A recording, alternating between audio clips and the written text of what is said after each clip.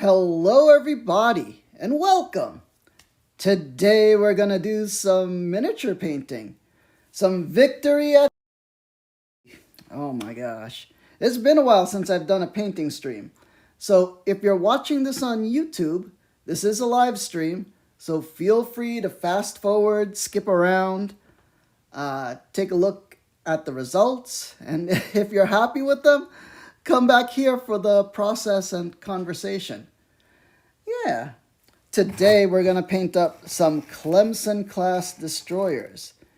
These tiny things. Yeah. Some four stackers they call them. Because they have four smokestacks. Yeah. Now these are old destroyers. They're pre-World War II. So they were the interwar period. I believe they started to be built in 1920s, 22. And then they're about to be phased out at the beginning of World War II, which is like, what, 1938, 39? And yeah, because new destroyers were being built, but they were still used, quite a bit during World War II. So we're painting destroyers because I've started listening to an audiobook. Let me get that on my Audible. Let's see. I am listening to Tin Can Warriors. She and the other. What? Okay. Yeah. Oh, let's turn that off. Hold on. I don't want... Oh, I don't know how to, I don't know how to turn off, well, I'll quickly put that there. Tin Can Titans. Yeah, by John Wukowitz. So yeah, it's all about Destroyer Squadron 21, which were Fletcher-class destroyers, which are destroyers that came after the Clemson. So... yeah. So Victory at Sea. I bought a bunch of it. I haven't painted any of it. And that's what we're going to do now. Okay. Let me get set up on the stream. Let me get a stream manager on my phone. Okay. Title and category are good. Hello, hello, hello. Okay. Title and category are good. Hello, hello, hello. Okay. All right. That's my voice. That's my crazy voice. All right, it's been a while since I've done one of these painting live streams.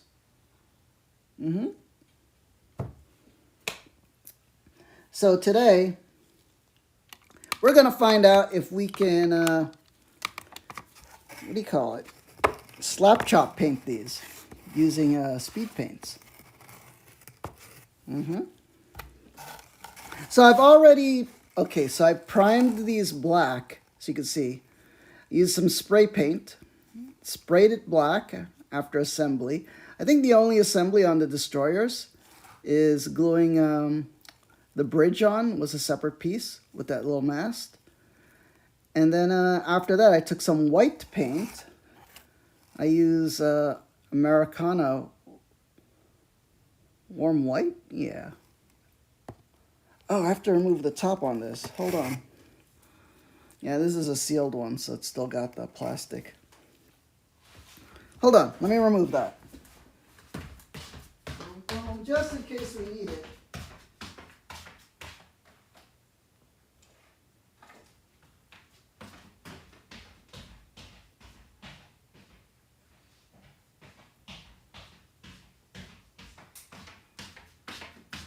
Americana paints are pretty good for dry brushing and stuff. These, they're about like 99 cents usually at like, say, like Walmart, Hobby Lobby, Michael's. So they're not the best paints, but they're good for bulk work of like just dry brushing. Not great for details, but yeah. I also got blue for the base. Yeah, what was that? Navy blue. But we're mostly going to be using speed paints. Army Painter speed paint. See? Army Painter speed paint. And they're basically a highly pigmented ink instead of a opaque paint. That's why we've dry brushed the miniature white. And then that dry brushing texture will give us our paint texture. Give us our highlights and shadows at the same time. Let me throw out this plastic.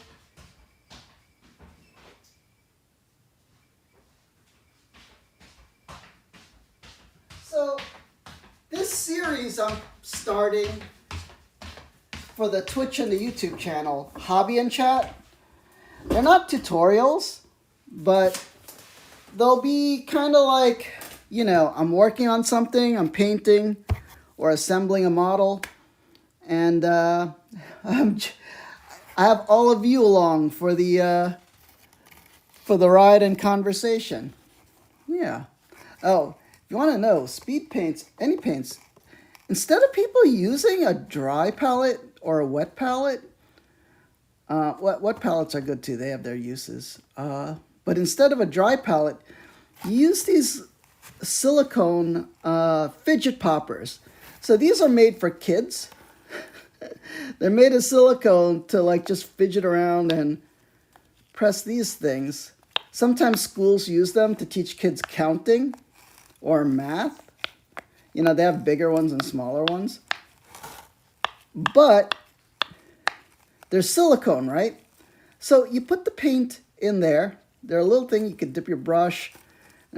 And the thing is, instead of having to clean a hard palette, when the paint dries on silicone, it just pops right out when you do that. And then you just toss it in the garbage.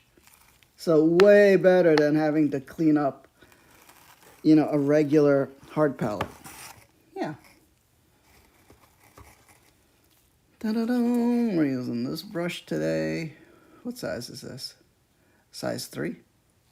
I need to buy more brushes because the tips are not great. But I use these cheapy brushes because they're easier to maintain, and when they get bad, you just throw them out. Okay. Da-da-da. All right. So we're painting destroyers. Like I said, we spray painted black, and then I dry brushed using a makeup brush. Use one of these. What are these? Elf blending eye brush. You dip it in white paint. You rub off most of the paint, so then there's just a hint of paint on the brush, and then boop, boop, boop, boop, boop, boop, boop, boop. And what it does is it only gets the raised details and then leaves, you know, the dark spots in the middle, you know, the black paint. Yeah. So that's a tool you could get for really cheap, about $1. When a regular artist dry brush would cost you like 3 for $20. It was way too much. Yeah. All right, let's get to painting. So a Clemson-class destroyer. These were the interwar period, just before World War II. So during World War II, they made them all in this dark gray. But in World War I and before World War II, U.S. ships were like a weird white color to stand out. Yeah. It's not good for, you know, hiding your ship in the ocean. This just stands out really bright white on the ocean. But, you know, we're going to use speed paint, Holy White, which is actually a gray color because it's a speed paint. Meaning it'll do the shading and highlighting at the same time. Welcome everybody who's watching. Yeah, this is our new hobby and chat format. Okay, you got to shake up the paint. There's like a little metal ball in there to help the pigment all mix up together, which is important on speed paints. I got a little yogurt cup full of water to wash the brush with. I find this better than using, don't use like a tall plastic cup because you could easily knock it over. If anything, if you use something taller, use a weighted mug or something. Something with a broad base. But this low yogurt cup, it's hard to knock over, so it's pretty good. Alright, so let's put some paint. As you can see, like I said, Holy White is actually gray. Because it's going to use the advantage of we've already dry brushed white onto the ship. This is the first time for me to paint ship models. So I don't know how it's going to go. We're going to see. Yeah, let me move these out of the way. We'll do them one by one. All right. Let's go. Boop, boop, boop. It's super tiny. All right. Let's...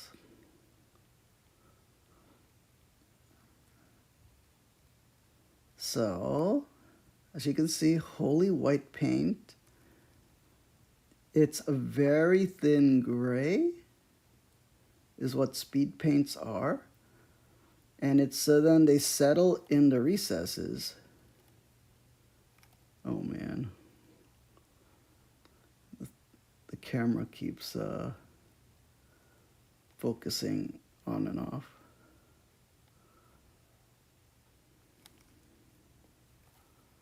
See? I know, honestly, it doesn't look much different, but this is how we're doing gray. Because we want a white gray color. Ta-da! There's the bridge.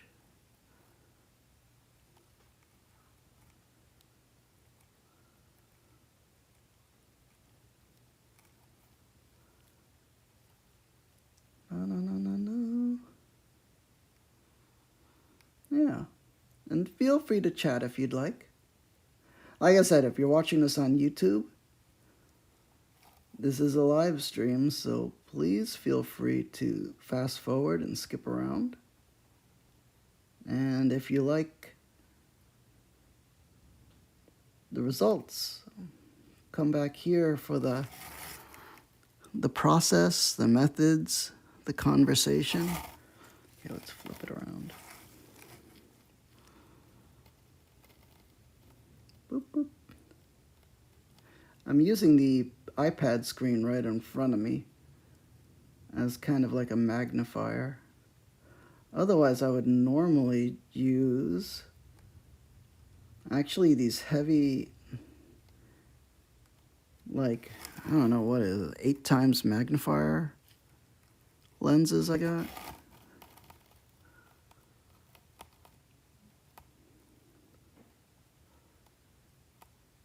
Oh man, these are tiny.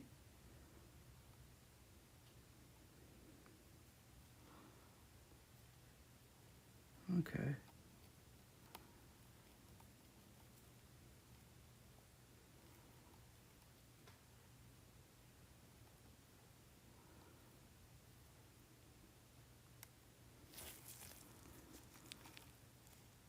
All right, so our ship is basically gray now. Yeah, that's fine. Yeah, so you see the highlights, I mean the edges, the paint, what speed paints do is they kind of separate. It's kind of like milk, and then it'll stay in the recesses, and then the raised edges will stay the original white color. Like you kind of see it a little along that rim over there. So let's get a compare. That's what we started. It's not much different, but it's looking more like a ship color. You know? But we're also going to dry brush this too. You know, who knows? We might mess up, we might not.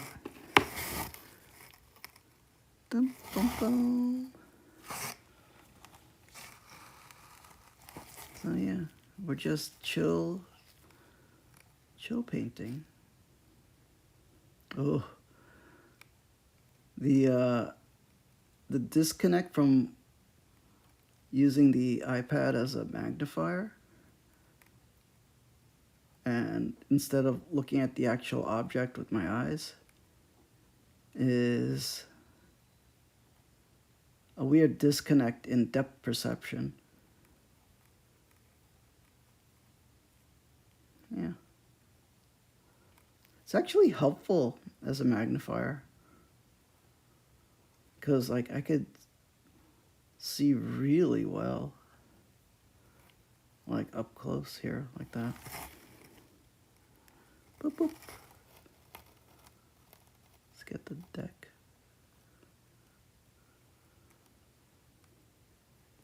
You know, and I'm not an expert at all this. This is the first time I'm painting a ship. So it's all experimentation. I did watch a tutorial, but we are going to interpret that tutorial in our own way. And that's how people should do everything. Do everything your own way.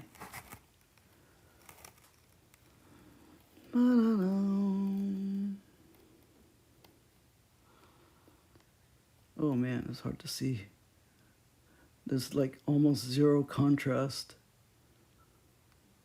But it'll be different once we start painting the water.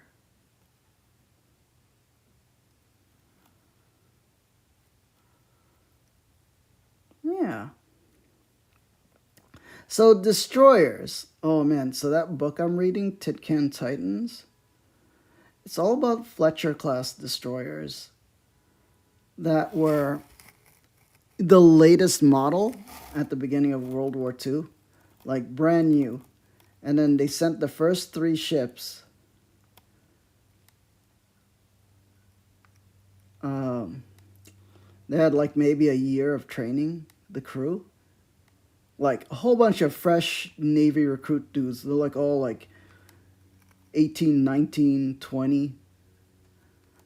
Like imagine a ship full of like 19-year-olds who hardly know anything. And they're sending out this big war machine out that they're in control of. Oh man. You know, kids that never left their hometown. And then, yep, get on this boat and you're off to war. So like they would train and do the shakedown cruise like in the Atlantic and like around Cuba and Puerto Rico, and then it was off to war. They sent them down through the Panama Canal, across the Pacific, and then Destroyer Squadron 21, their first stop was Guadalcanal, which was the first land battle in the Pacific during World War II. Did we do this one already? Yeah, I did. Yeah, this is the one I have to do. We're doing 3 of these. Hold on.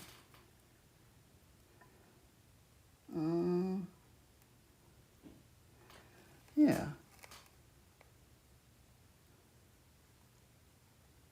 Let's see, what else is going on? So yeah, Guadalcanal is in the Solomon Islands, which is the north of Australia.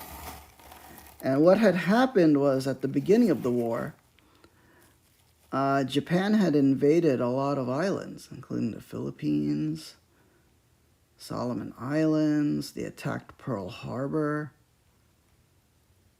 And they took over all those islands and were starting to build air bases and amass troops there.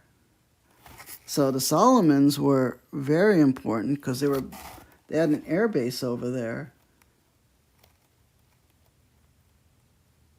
And Japan was using it to stage attacks on Australia. So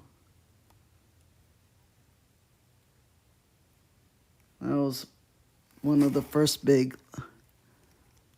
land assaults to,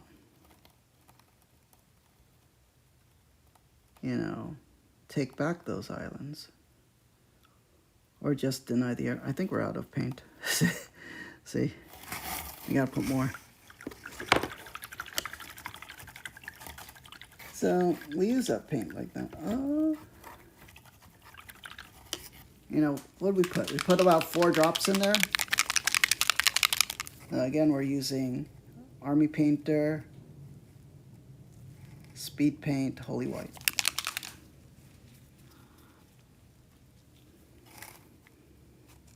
Two, three, four.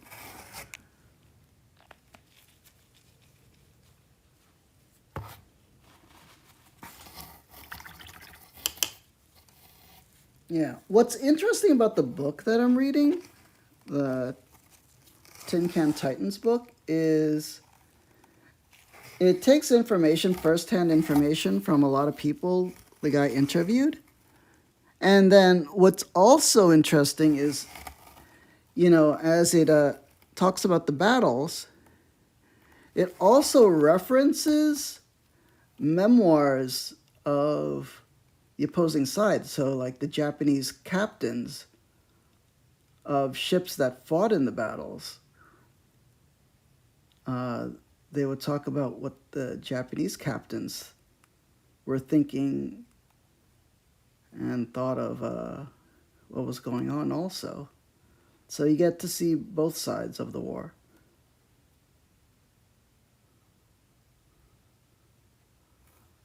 I think there's too much water on our brush. It's okay. Boom, boom, boom. Because the paint's not sticking. There we go.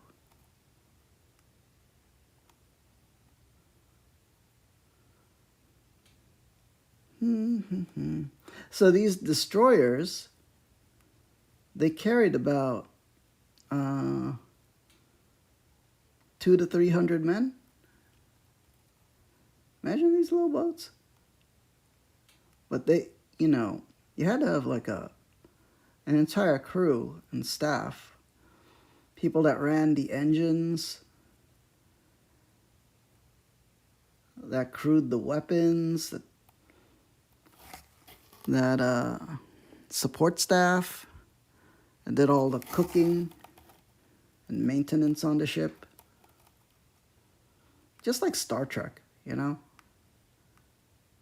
when you see how many people are needed to crew like a ship in Star Trek.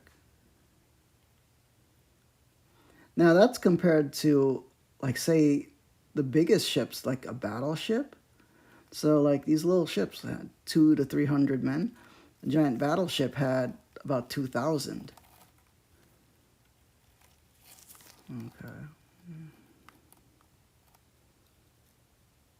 Boom, boom, boom.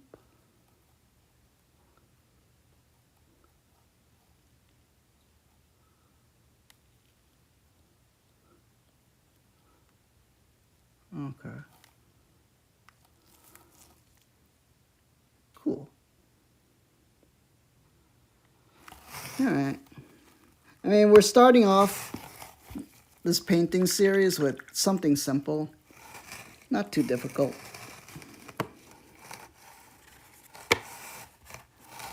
You know, 3 of these here. I think maybe we should move this a little over. All right. How do we attack this now? Do we go straight into the ocean blue? I was wondering if I should use this magic blue or this High Lord blue. I could barely tell the difference, but my guess is this one's lighter. I don't know. It's so hard to tell. You really can't tell until you put it down. Yeah, we'll just use this one.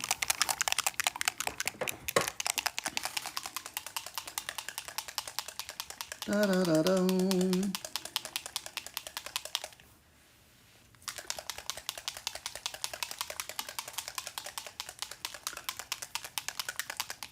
Well, somebody chatted.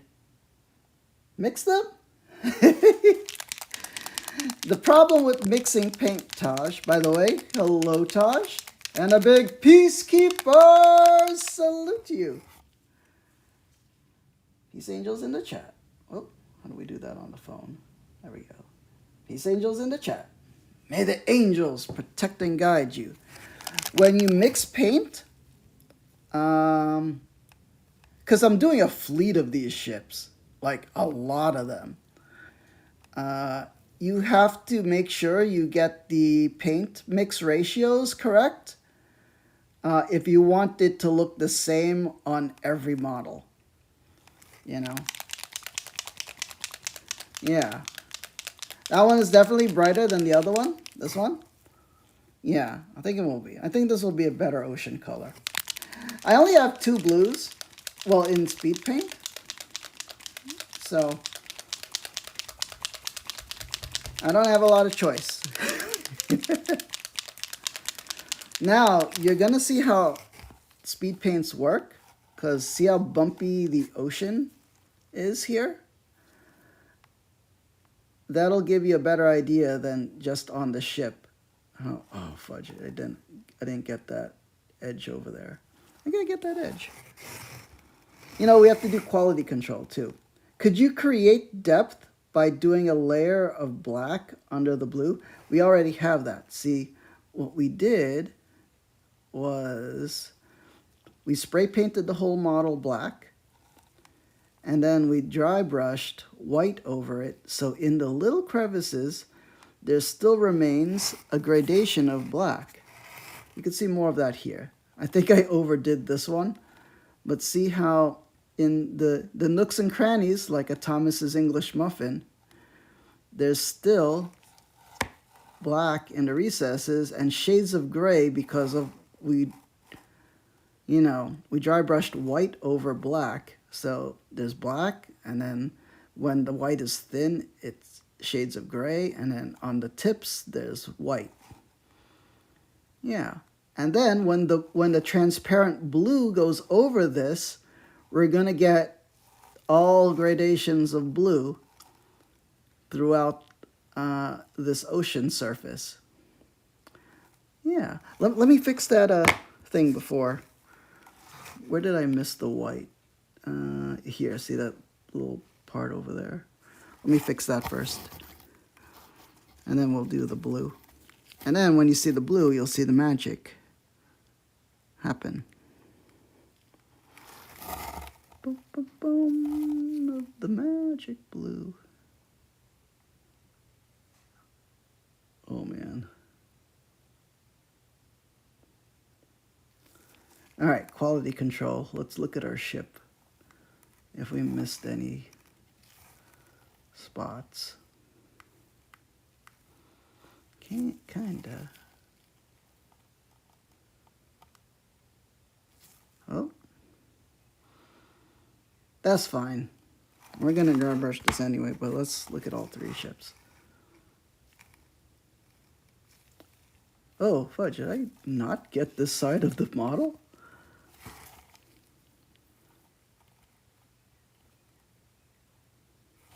Maybe.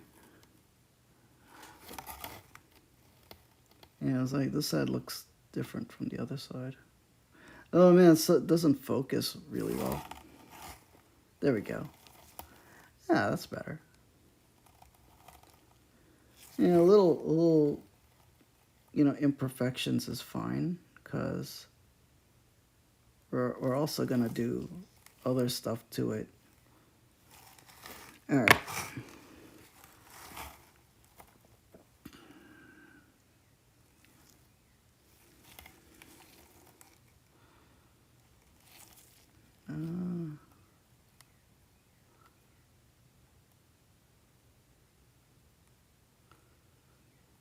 And, we're working our way up. We're doing the smallest ships. So then by the time we get to the big ships, we'll have a better idea how to do things. So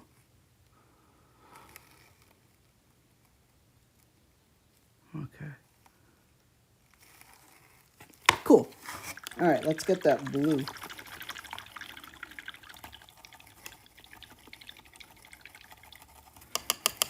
Yeah, so going back to your question, we've already got a layer of black underneath the white that's at the very tip tops of these waves.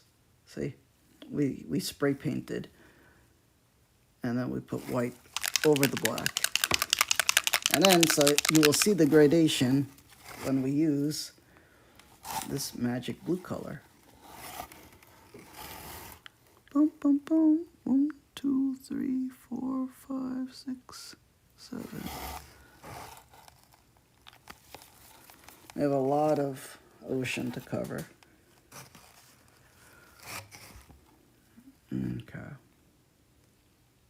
Let's do that one that has way more gradation. Is it this one? See, they're not all perfect, but you know, when you dry brush, it's kind of like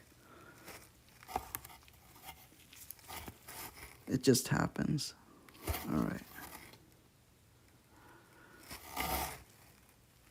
All right, let's test this out.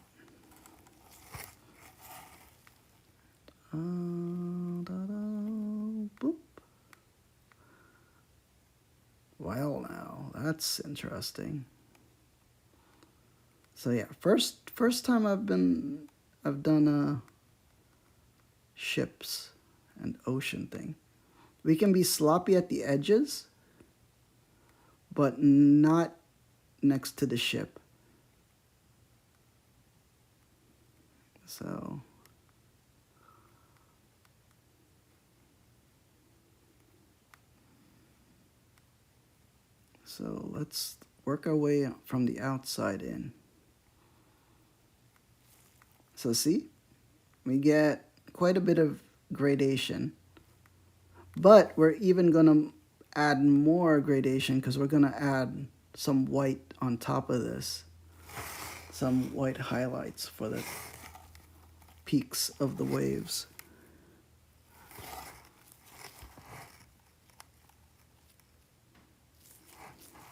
I should get closer like this so I have more control of the brush.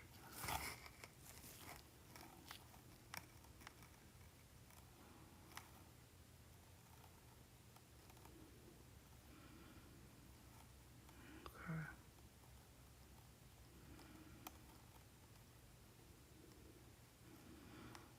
So I am using, I'm not even looking at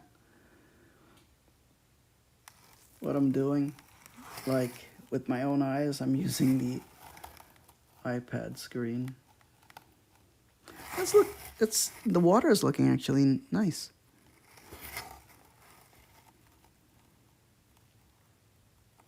So yeah, this isn't a regular paint. What speed paints are is they are a highly pigmented ink in like a binder.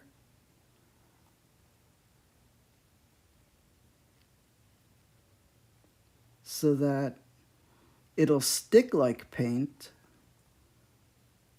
but it's transparent like ink. And it flows like ink.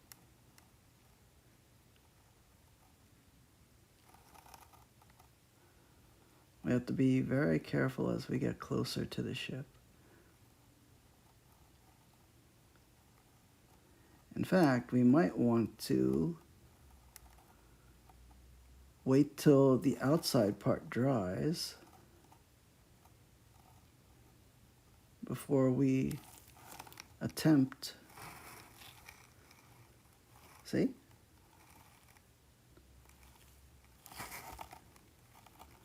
Before we attempt to get close in.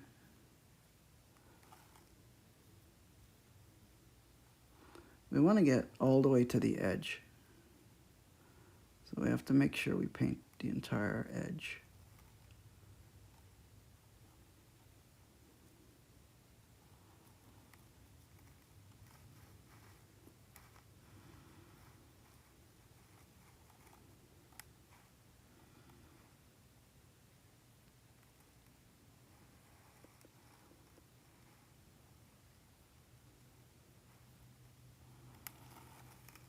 And we have to be careful handling it because we might have ink on our fingers. And so we don't want to touch the ship part. Da-da-da. We might have to go in with a smaller brush to get right up against the boat.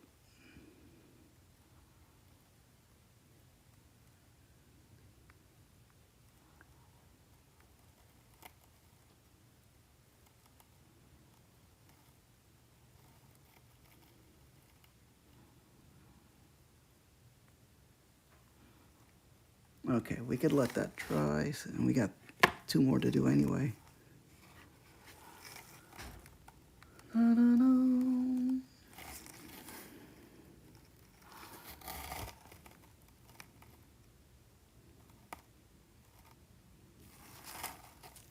Let's get closer to... See, if you hold too far back, you have less control because your movements will be too exaggerated. So you should chalk up closer to the brush tip so that your movements are finer.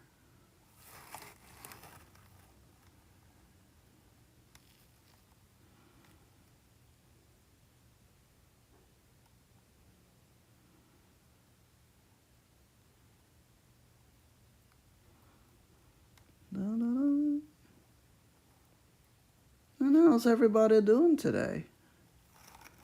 Oh man, let me think of more anecdotes from that book I'm reading.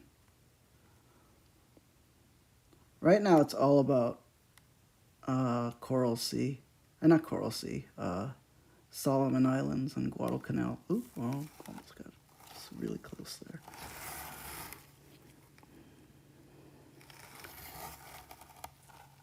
And the thing was,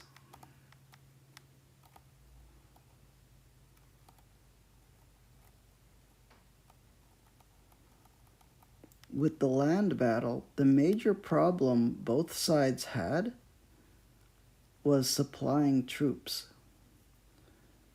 Because the troops battling on the island, both the Americans and the Japanese, needed food, ammunition. So what the destroyers had to do, their main mission, was to escort the supply convoy ships to make it to shore to supply the troops. Also, the guns on the destroyers could also do artillery bombardments onto the islands. So, like, if troops were in trouble, they would call in an artillery strike, and then a nearby ship would try to do it for them. Oh.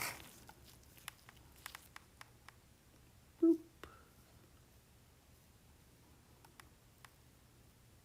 To help out. But the ships couldn't stay in one position to do that a lot because then they would be attacked by other enemy ships or enemy planes. Enemy planes were a big problem. That was like one of the hard things these ships had to deal with.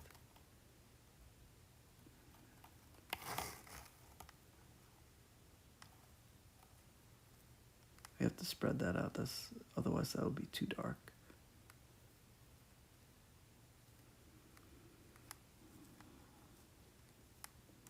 Yeah, the one thing with the inks and speed paints is also the concentration of how much you put on.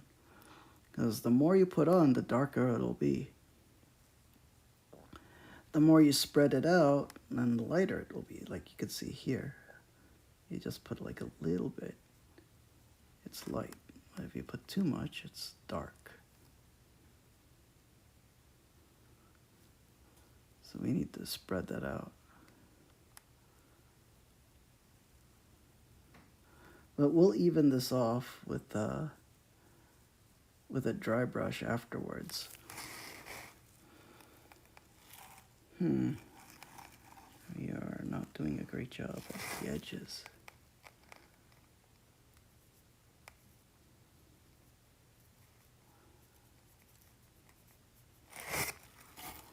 Boom, boom, boom. Yeah, we should just, oh, put too much again. We'll try to do what we can.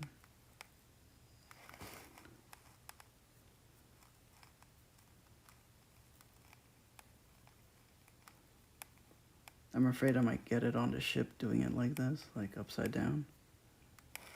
But that's one way to hold it, to get at certain angles.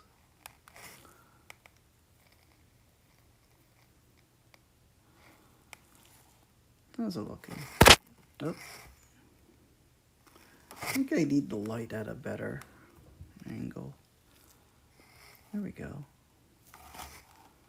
Well, it's looking like something. Good is questionable, but you know what? When painting, the adage is that it looks good. I mean, it looks bad until it looks good. So, just patience and working. You gotta work to paint. All right, let's get on to the next one. Let's clean the brush. You should always clean the brush because the paint will dry within the brush fibers or the brush hairs, and it will gum up the brush.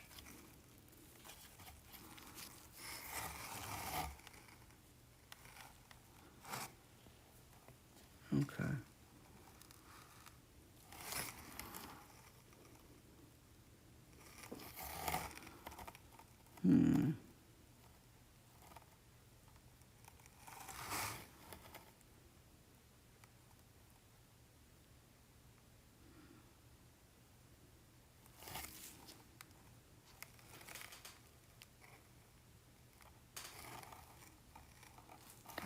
Oh. Yeah. The depth perception disconnect can be tricky.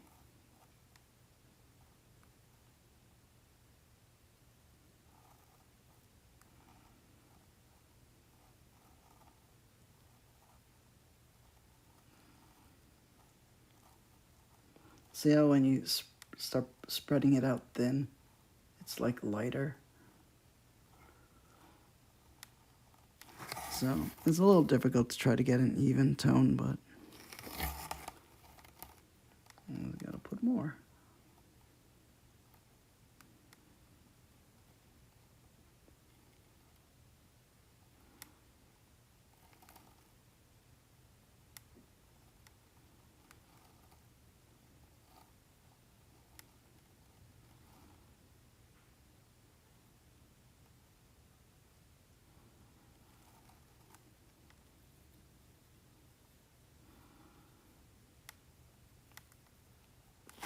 So yeah, if you mix two colors together, the trick would be mixing that exact same ratio when you run out of the paint that you mixed. So I always prefer to just use the pre-made colors. If I'm doing something that has to be consistent. But if you're only going to do like a small thing, mixing colors is always fun to get just the right color that you want. Now, if you're using paint with dropper bottles, you can kind of figure out the ratios by how many drops of paint you put in. So you'll go, okay, 2 drops of magic blue with 3 drops of, what was that? High Lord blue was the other color. And then you would have to remember that ratio, write it down, and then to replicate that same color over and over again. You know, you could scale it up or scale it. Scaling down is harder because it's drops.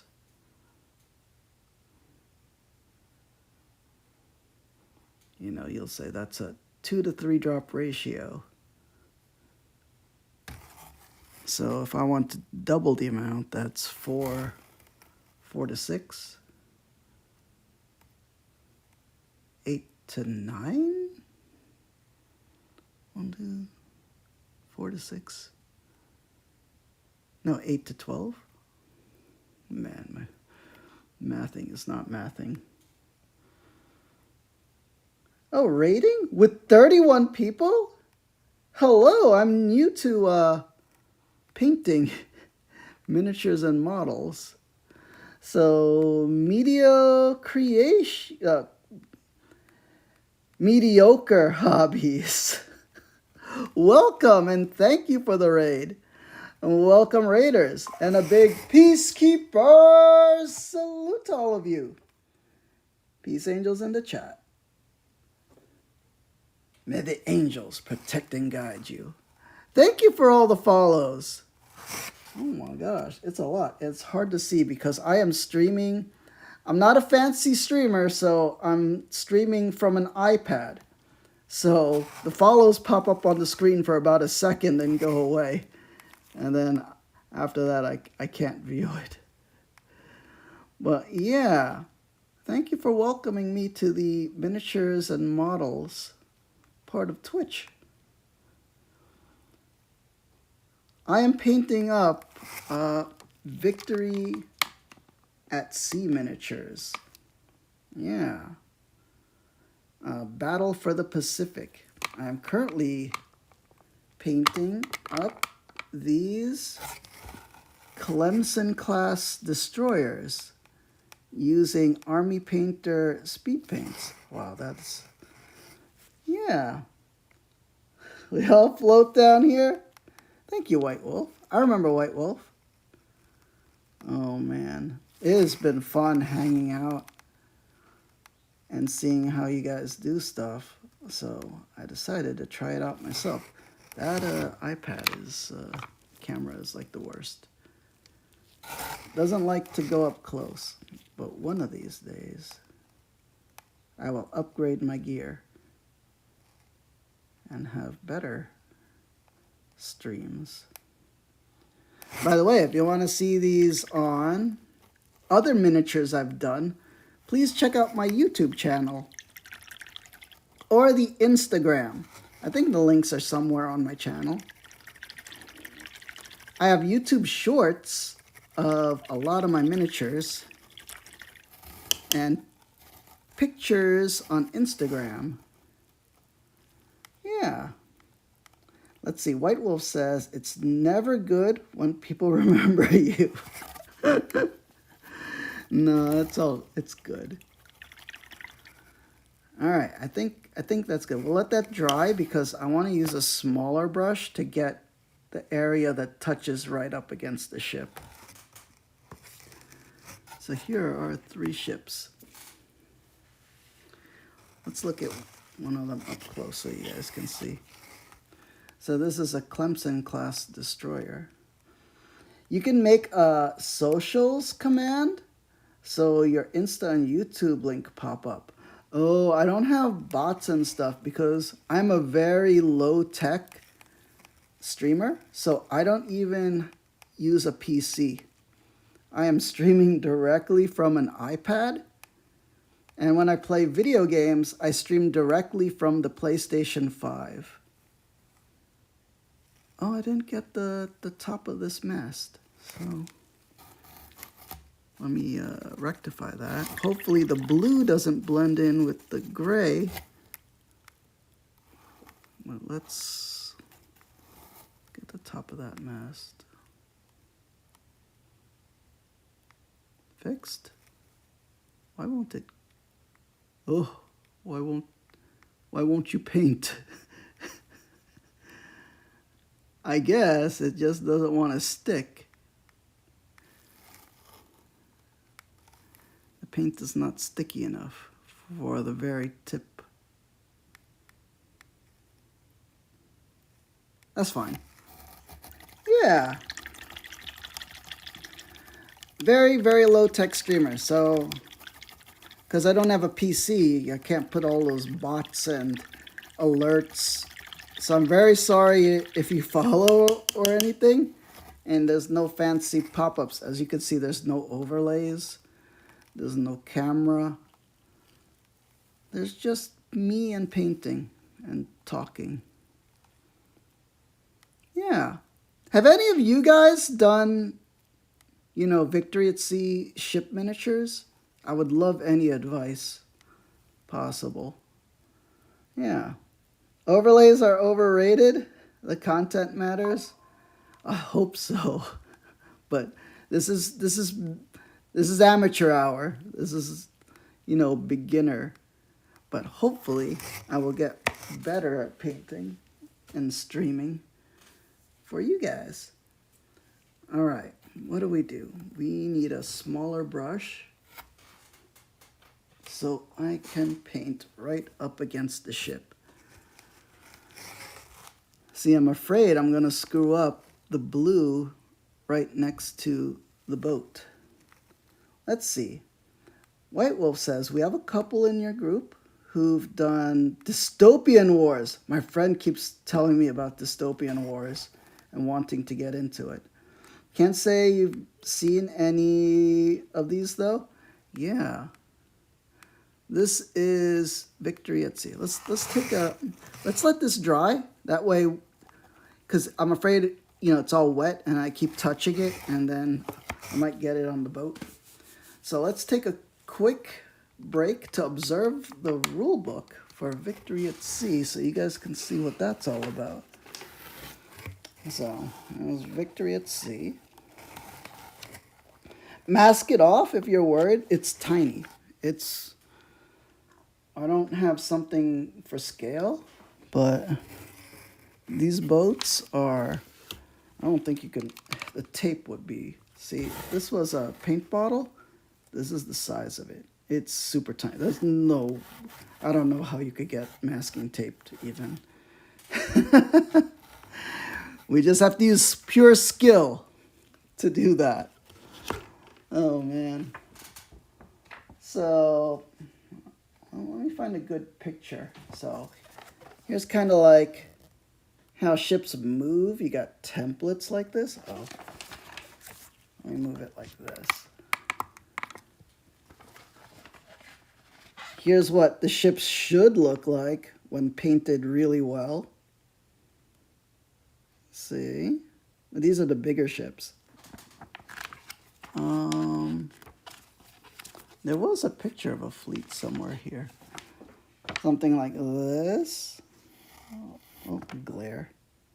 Bunch of ships. You got aircraft carriers. There's little plane models too.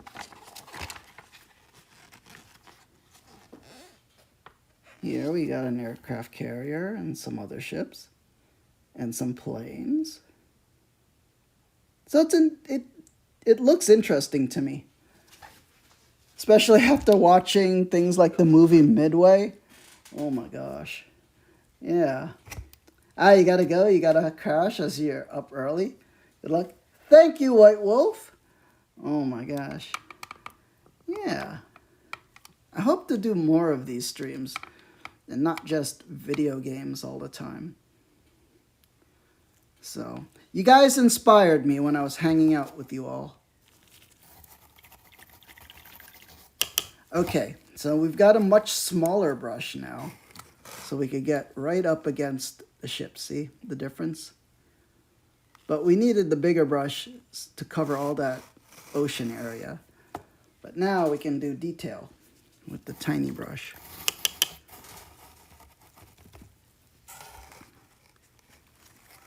Man, Dystopian Wars is kind of something I want to do also.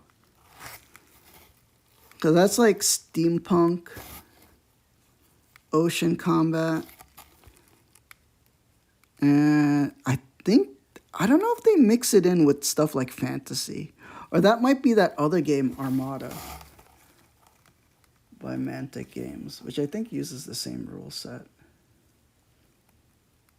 Okay, so we got the tiny brush now. Let's get really up close.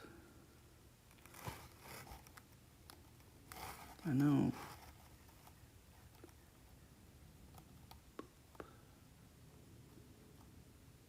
Oh, we didn't get close enough with the gray there, but that's fine. So, oh, see, that's what I was worried about. But you know what? We're going to dry brush that to make a bow wake.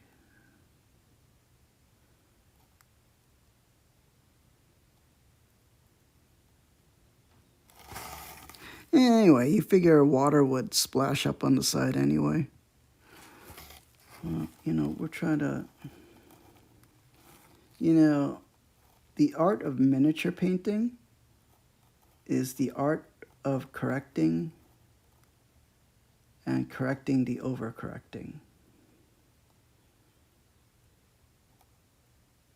It looks bad until it looks good.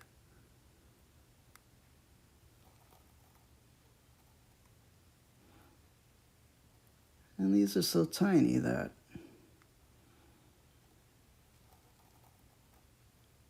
yeah, I think I didn't. Next time I'm gonna put the gray all the way to over the water. Nice models, Kabrinsky. Thank you. I didn't make them, but you know, it's the first time I'm doing ships, so we're trying our best, and it's a learning process. We're doing the small destroyers first to get our bearings on how to best approach painting these. So we're using speed paints because I like the thinness of speed paints, and I think it gets in the crevices better. Oh, there we go. Oh, let's move the light a little because maybe it just needs more light to focus. You painted many Dystopian warships? Cool. Yeah, Dystopian Wars is another thing I'm thinking of getting into. Either that or that new one that they put out, Armored Clash. But getting used to painting things these tiny is a learning experience. The little waves are making the brush jump up and down. Yeah, Armored Clash. It looks interesting.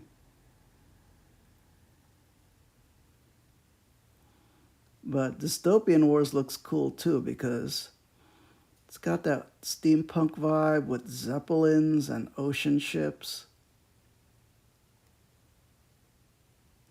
Looks really fun. Yeah, Armored Clash is epic size. Like, I can't afford Games Workshop's Legions Imperialis. So a smaller game would be nice.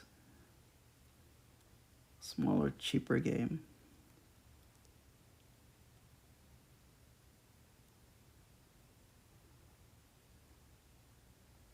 Huh.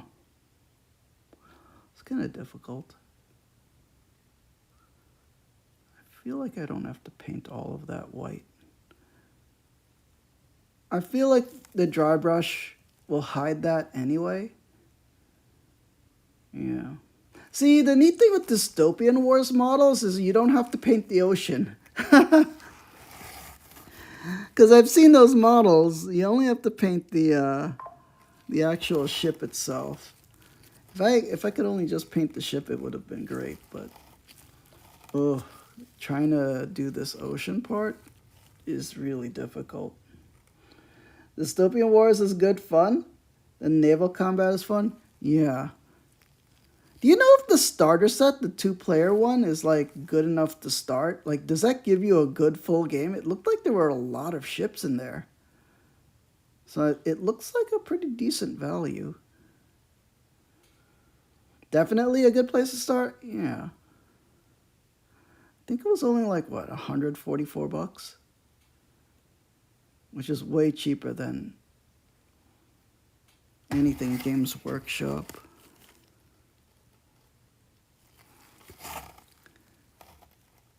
World War II stuff like this is interesting, but it also has that historical aspect that, you know, trying to research and then see if, you know, I think I'm just going to give up on getting accurate color schemes. Because I was looking at some pictures, and then some of them have camo on the ships from this era. And I was like, there's no way I could do camo on something this tiny. Well, steampunk ships, I could paint metal all day. Yeah. Starter boxes are a better value. Oh, to get like just a starter fleet instead of the 2-player. Yeah, I was thinking because I think the American Union isn't in the starter box, right? I think that's the fleet I want to play. But the thing is, getting the rules, and are there tokens and widgets and stuff? I figured, is there a way to get those separate? Or do you have to get the starter? You can pick your favorite? Yeah. I'm thinking of that. That Civil War looking American army. Oh wait, no, that's Armored Clash. I don't know if they have that. Well, what's the American one in Dystopian Wars? I think in Armored Clash that was Union. It is Union also? Okay.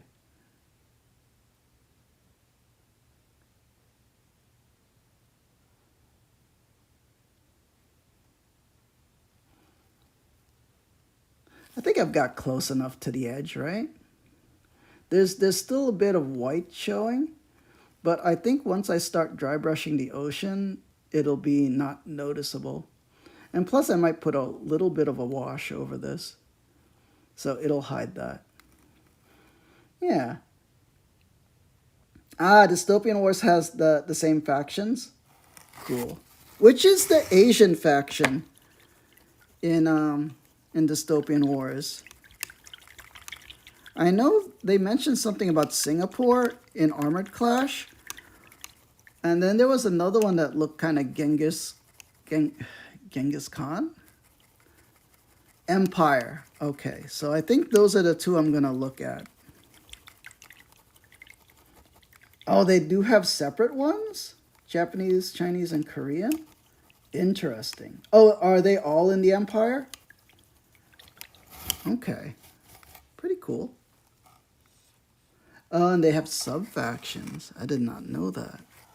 That's kind of cool. Oh, we're out of paint. Let's, what are we using? We're using Army Painter, Speed Paint, Magic Blue for the ocean. Like Union is all Americans? Oh, all America? Is that like... Are there sub-factions for that too?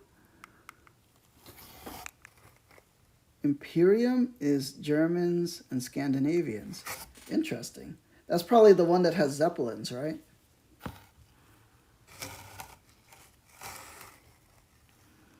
Cool.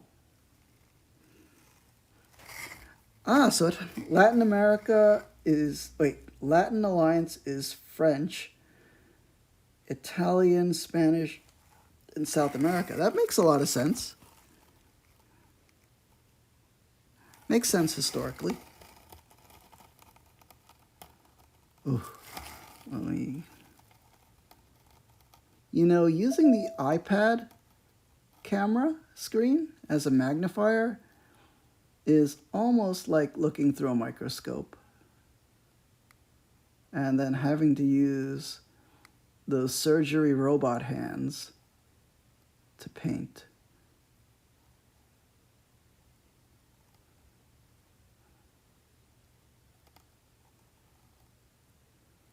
Oh, we're gonna screw this up, I'm pretty sure. But you know, we'll just try our best.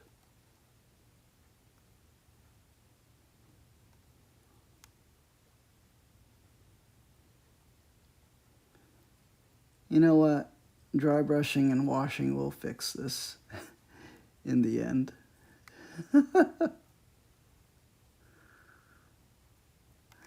Yeah. You followed me on Instagram?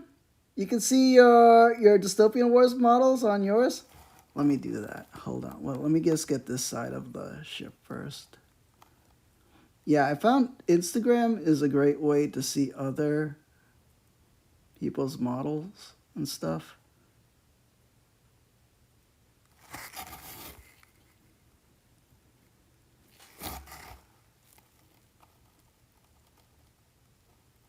Which is why I started one. I have a mix of stuff, so you're going to also see toy collecting stuff on mine. And other, you know, random collecting and...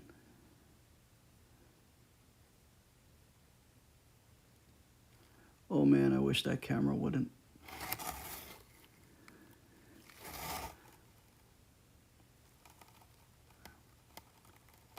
Just a little bit. Yeah, I think next time I'm going to overlap the gray on the water because I think it's better than having an edge of white along this side. Yeah, that would make things a lot easier. All right, we've done that side. Let's get the Instagram. Da-da-da, this is Kabrinsky. Instagram. Follow back. Ooh, you have a clan ghost bear. Like avatar, cool. I've got Battletech miniatures on mine also. Wow, your stuff is just pro looking. Man, that Necron with that, I don't know what that is, like a flame energy effect, like scything, looks awesome.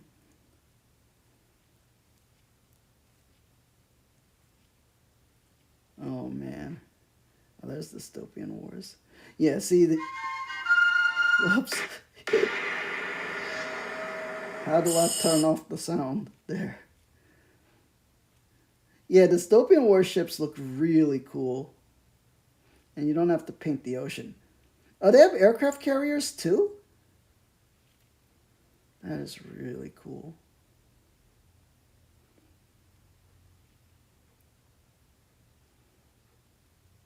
That is a lot of ships.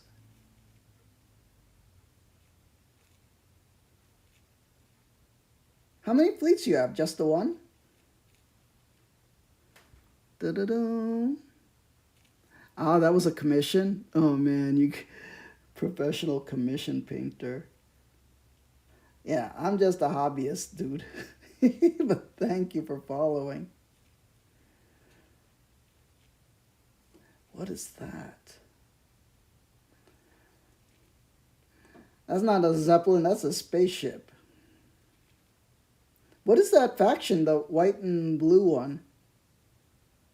Or white with the bluish stripes, and then there's like an airship.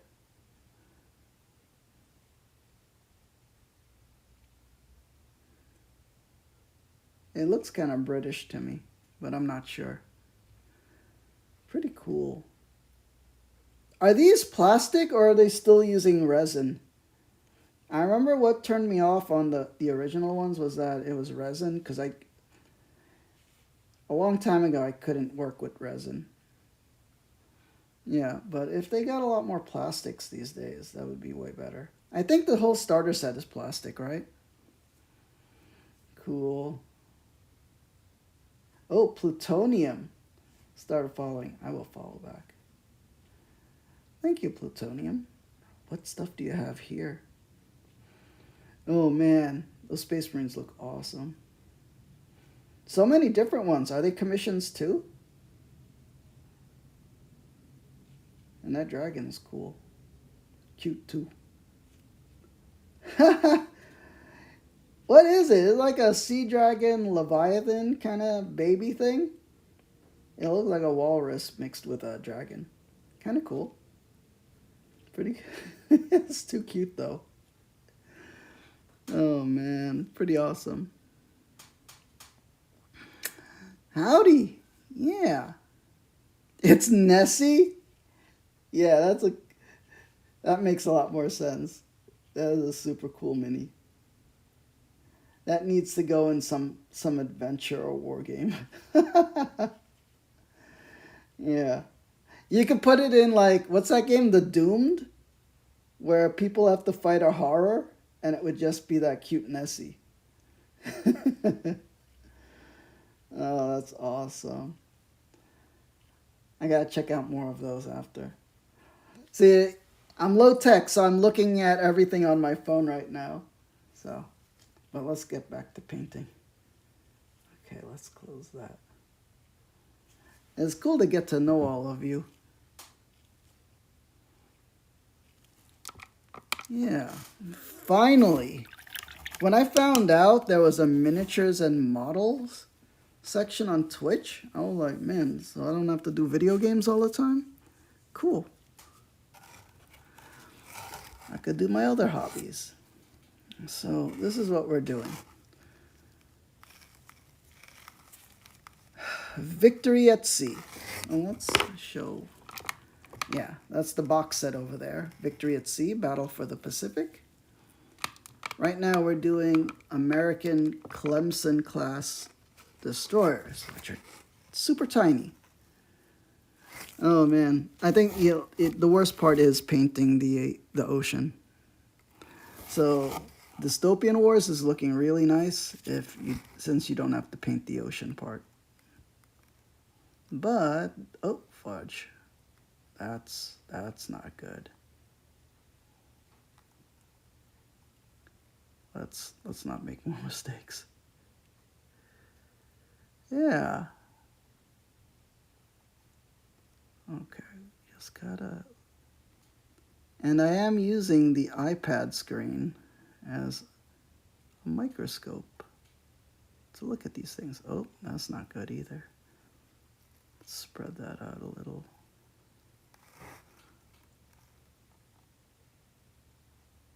But historical wargaming is something I've wanted to try out. You know? You always go to like museums and stuff and you see the cool models and you hear about all the ships and things. So, why not try, huh? Can't do Warhammer all the time. Yeah. You need the scoot as well? And next time, thank you, Kabrinsky. I hope to see you all again next time. And it's hard to see your name. I think it's Pluto? Pluton. Plutonium. Yeah. Plutonium liking a bunch of the photos. That's what the ringing is in the background. Thank you for that. Yeah, so my Instagram is a mix of my miniatures and toy collecting. So if you want to see the level of painting I could do, I consider it still beginner level painting, but even though I have been doing it a little while. But, you know, we're trying to learn new things. Trying to break out of just Warhammer. Yeah. Doo-doo-doo.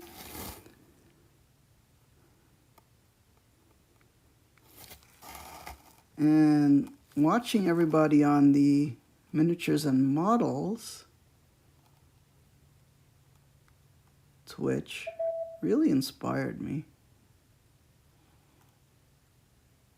Oh, we didn't get the ship over there, but you know what? We just do what we can like this. It's a bow wake. Oh, almost touched the ship.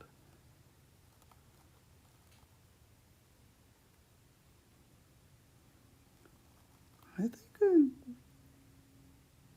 we're almost... I feel like we're close to screwing it up. To me, that's good enough. I think it's good enough. We didn't get the edge of that. You're gonna have to fix that. Hopefully the blue doesn't... I feel like the gray and the blue might mix if I do this. But that tip of the ship is bothering me.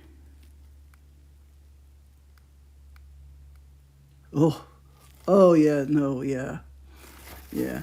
Depth perception is really poor when doing things this way. So how we fix that is we'll take a dry brush and just soak it up. Yeah.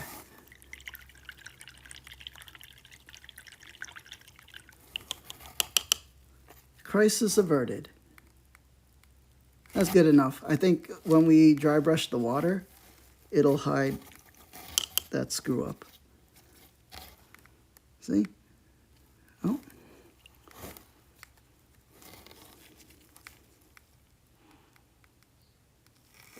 So let's try to depth perception on. So we have to steady our hand.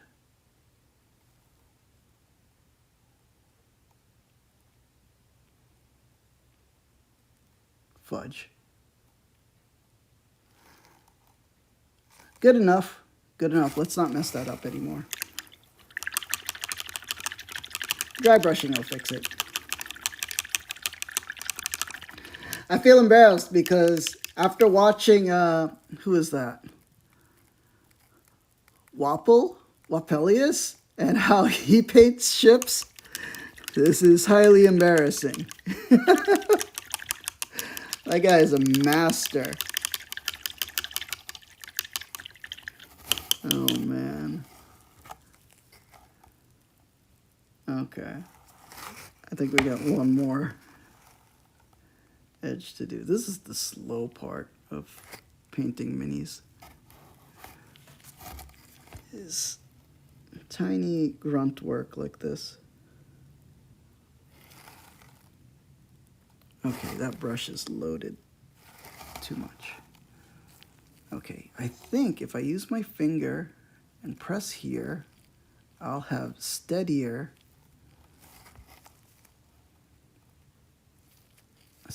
hand.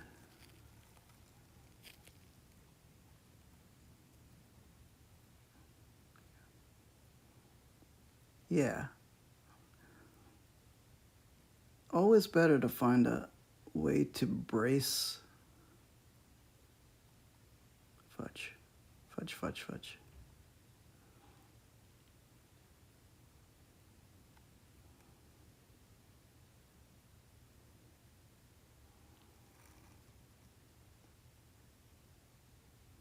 So hard to get the little nooks and crannies, like a Thomas's English muffin.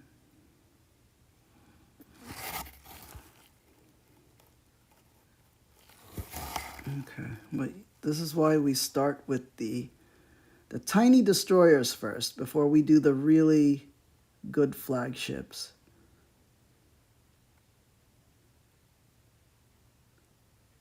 So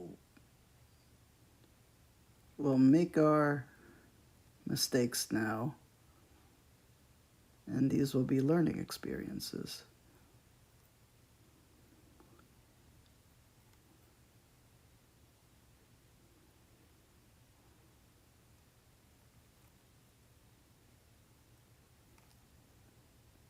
Patience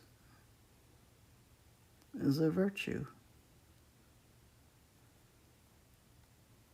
Oh, we got a little too much. Yeah, spread it around.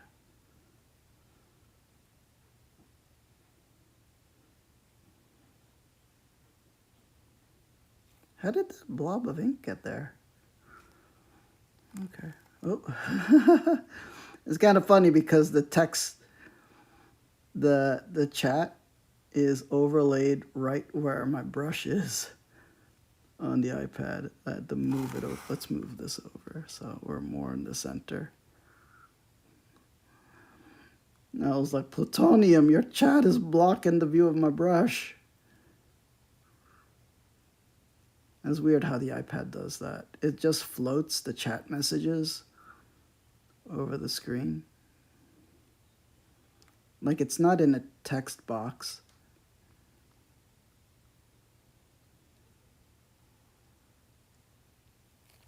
Where's that dollop of ink here? A lot of pain. Yeah. It's just when I start to get too close to this side, that's where all the chat is overlaid on the iPad. I wish you guys could see it, but it doesn't show up on the stream. But that's how the Twitch iPad app works. But it works out for me because this is how IRL streamers, like if you ever see IRL streaming people with their phones, that's basically what I'm using right now on the iPad, is the Twitch app in IRL mode. So I'm using the iPad camera on a tripod. Oh, fudge. Loaded the brush too much. I feel like we're gonna screw that. Yeah, we screwed that. No. It's good. Just gotta gently spread that.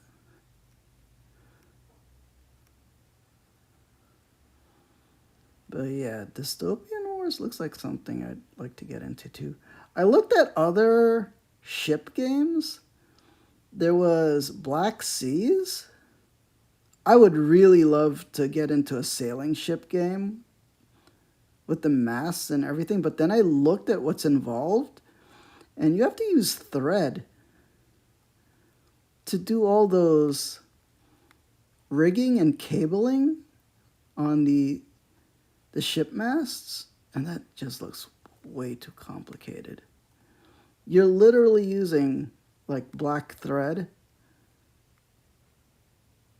to do all that detail. And that's a skill I've never used, you know? It's a completely other aspect of hobbying.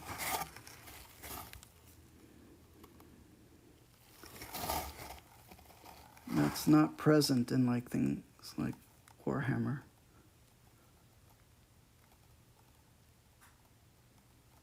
So delving into these historical games is interesting.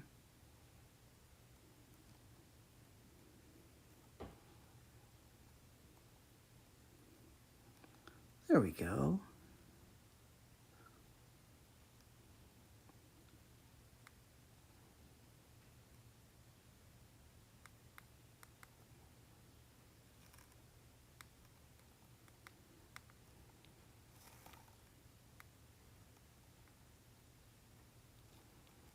Okay, we do have too much ink going around. Looks all right, and dry brushing will fix that. Same here. Yeah, okay, let's try to, without screwing that up. No, you know what? Dry brushing will fix that. Okay. Those big ink spots we have to thin out. Just feather it out. Who knows? Maybe there's a crack in under there. Yeah, that's what it is.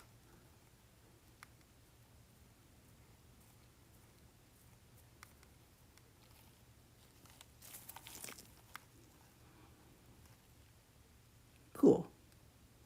You know what? I mean, it's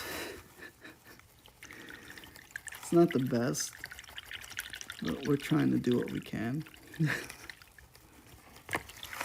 Okay, so if I recall, in the pictures I saw, the smokestacks had black tops on them. So let's get some black paint, and we'll just add that detail.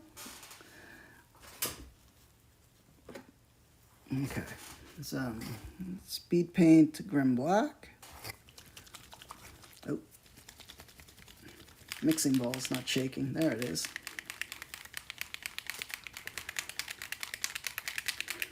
And then we need the paint to dry on the ocean before we start dry brushing it. Otherwise, it'll be a disaster. So we gotta come up with something to do while waiting for the paint to dry. So feel free to chat. I'd love to chat about anything. What games and minis are you guys working on? And also, if you'd like me to check out your Instagram or YouTube to follow, let me know.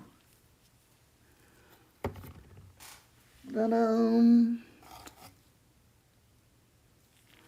yeah, just hit up my Instagram and then I'll follow back. All right, let's get the smokestacks.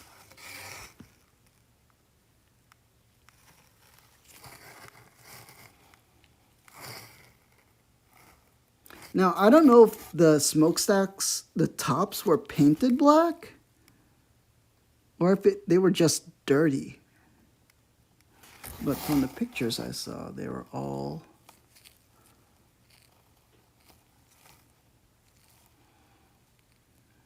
I wish the. You know what? Let's start by doing. Oh, fudge. You know what? Okay, we need to brace our hand somewhere.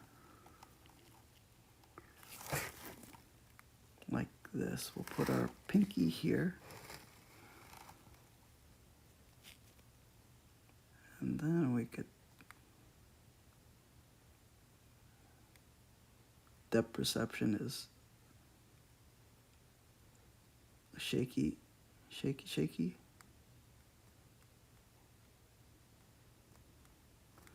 Oh, this is the worst.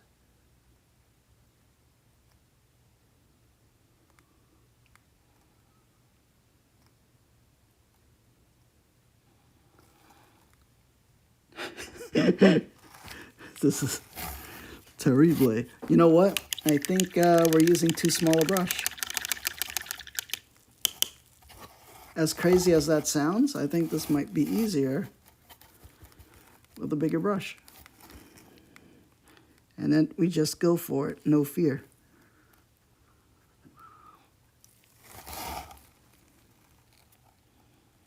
Fudge, that's loaded. Let's dry off that brush a little. Okay.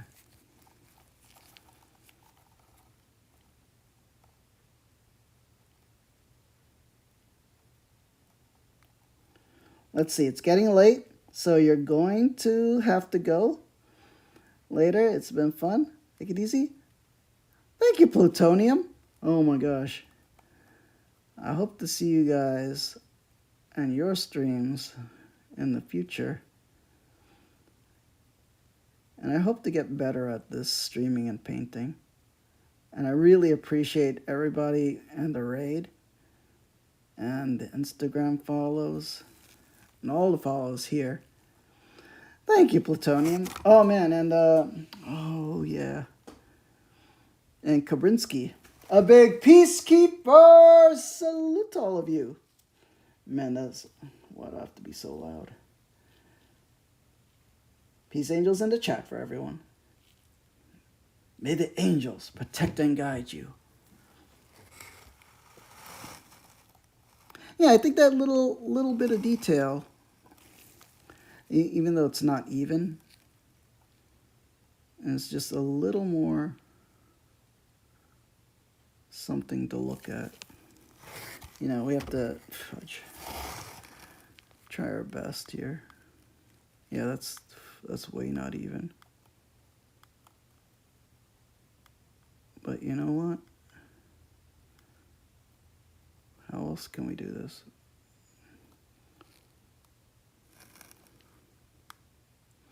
Yeah. You know, sometimes we just have to accept our lack of skill.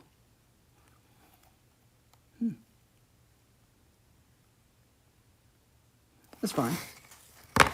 It's fine.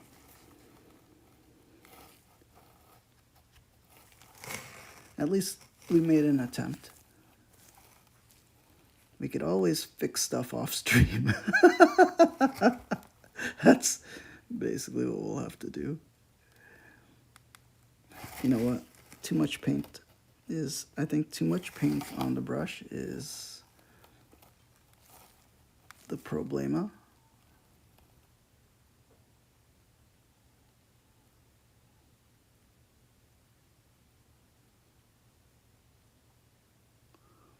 Depth perception.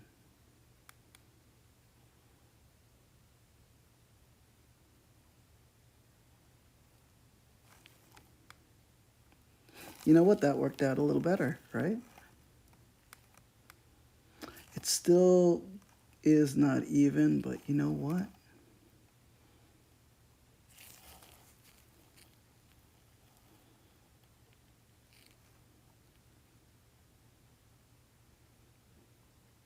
I think if we hit it from both sides, it might even off. Yeah. Well, you know what? Just, we'll imagine it's soot stains. That's just how these ships happen.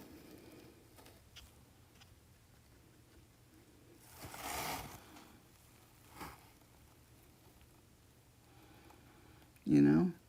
And you know what? If you guys haven't painted ship models, then my experience here will show you what not to do and what to avoid. Oh, fudge, we just painted that, whatever that was. That's fine. Dry brushing will fix that. Yeah, it's a fudge, a big blob. Yeah, let's let that dry.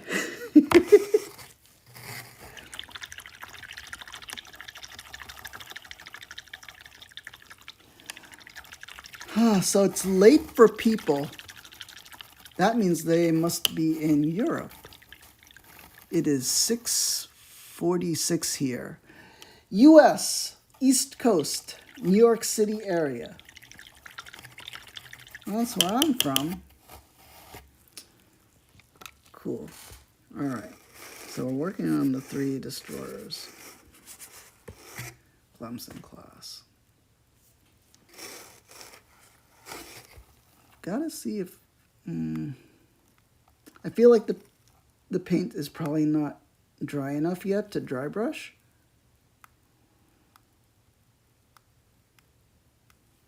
It might be. You know, I know some miniature painters, they have a hair dryer handy to like quickly flash dry stuff. We don't have that. Oh. I think it's probably dry enough. Because we were dry brushing just at the edge of the hull. So the whole thing the outer portion must be dry.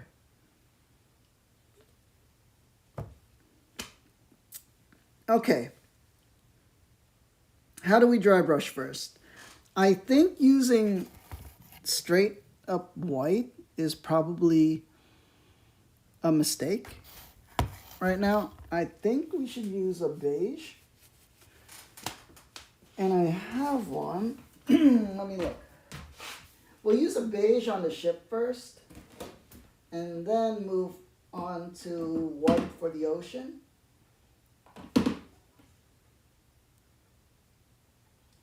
Okay. Hold on.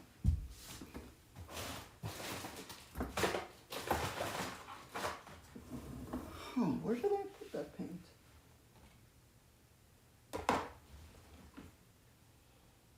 I have like a bunch of them too.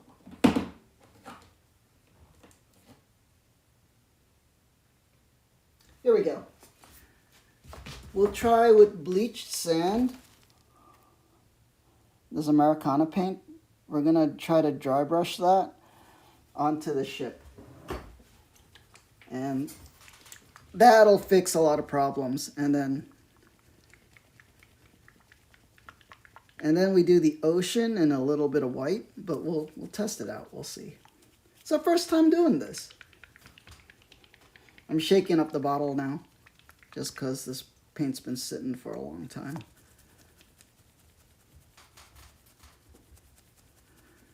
Da-da-da-da.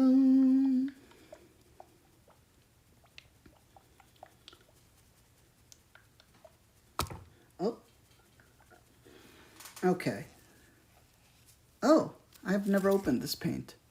So let me remove the plastic over the cap, because it's plastic sealed.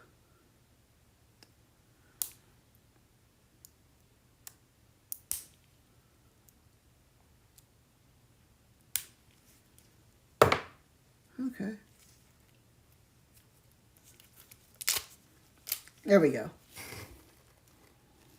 Americana bleached sand. So yeah, sometimes craft paint is not so bad, especially for dry brushing. Because it's kind of transparent, so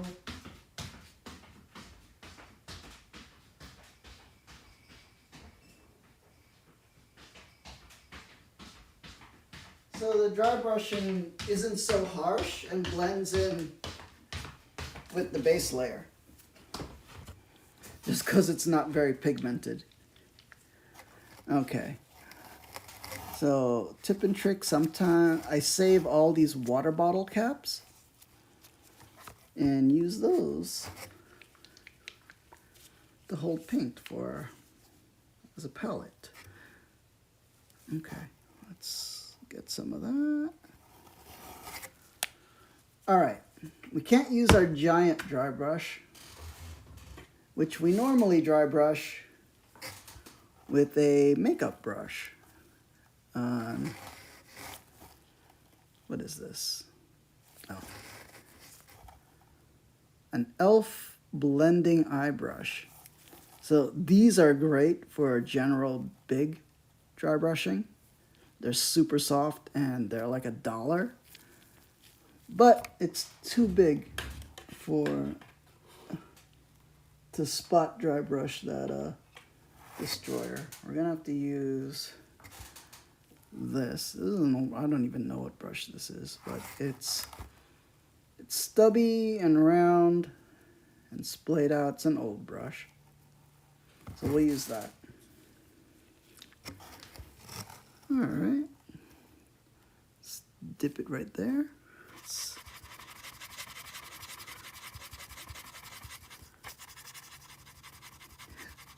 So we want to remove as much paint from the brush as possible. Like, really as much paint as possible. Where when you rub it on the paper, it's just barely perceptible that there's anything there. You want to turn the handle around so then there's no wet spot on one corner. Okay. I need to do these ships in like an order that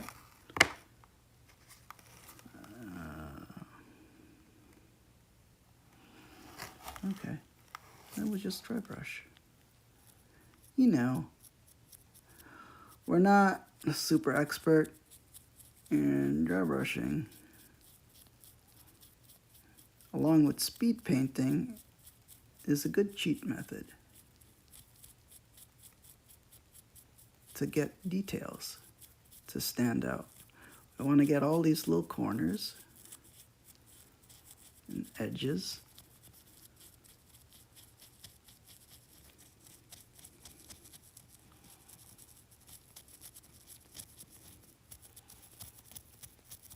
See?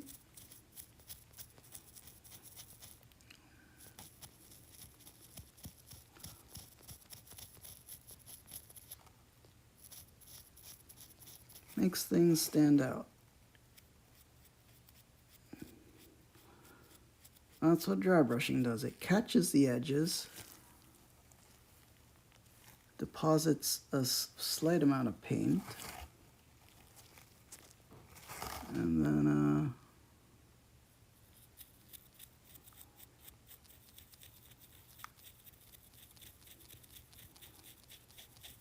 to make it pop, so it's not just all one color.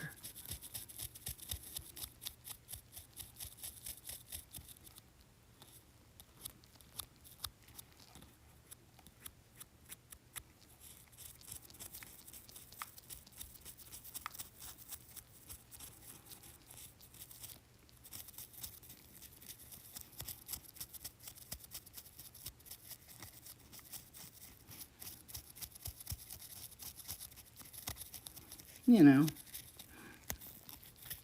if you have any other ideas or tips and tricks, please let me know.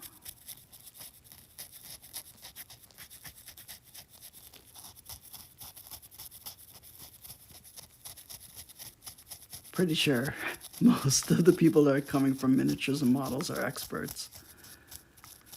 But if you are a total beginner, you know, let me know. It's probably not the best way to go about things, but it is certainly the easier way. And you just gotta keep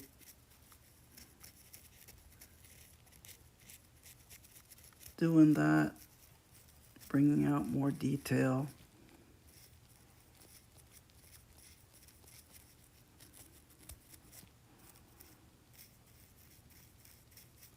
These things here, these are depth charge deploying things. Pretty cool. That's for anti-submarine missions. See, gives it a slightly little more detail. And the thing is, you've got to, you know, you got to have a light touch with it. You have to put as little paint as possible and rub off most of it. Otherwise, it'll just splotch on. See? See how this one's just a little bit flatter? And then on the one we just dry brushed, a lot of the little edge details pop out a little more. I mean, you do get a little bit of it from just the speed paint alone, but adding just a little more dry brush to it makes speed paint work out a little extra. So like I said, you dip it in there, rub off as much of it as possible. I think it's better not to use an actual white. So like an off-white, like this bleached sand color is way better. And it works on any color, really. I've used it on blues, reds. You know, of course it'll work on grays. It's good for dry brushing black. And like I said, because this Americana paint is less pigmented than regular miniature paints, it's slightly transparent when going over base coats, so it blends way better. So it's excellent for dry brushing.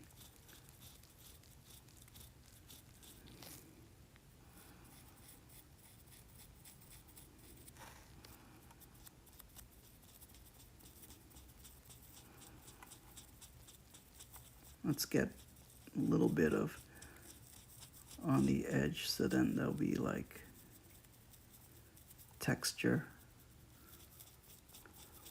Texture is what we want. We want imperfections to make things alive. See all those little scratchies? When painting,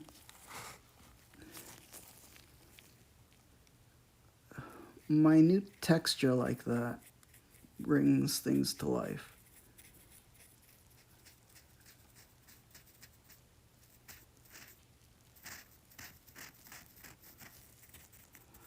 You know, you could stab at it, a little bit of brushing at it.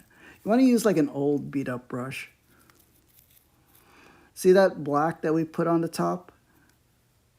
And now it's got kind of, it looks a little messed up, but that little, you know, imperfection, it just, it's not great, but it adds a little more interest.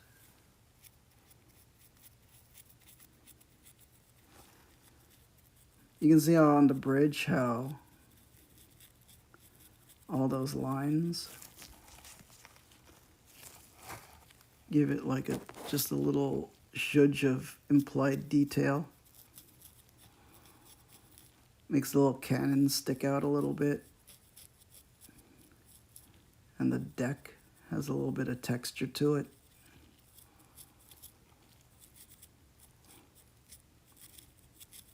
Meanwhile, the recesses stay hidden, and then it gets that shadow texture. See, all these little imperfect textures as we jab into it.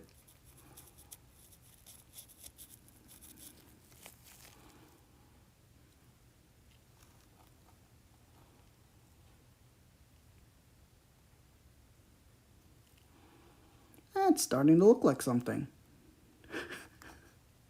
Something, at least. Okay, so let's do that on all three of these. So stab some color. Rub off as much of it as possible.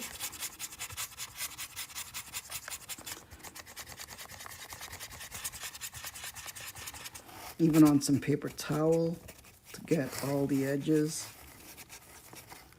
And then go back to the paper, rub it on the paper. If you could imperceptibly see almost nothing, then it's ready. Okay. See? Dry brushing. Just to make it just slightly lighter. And a little more raised detail.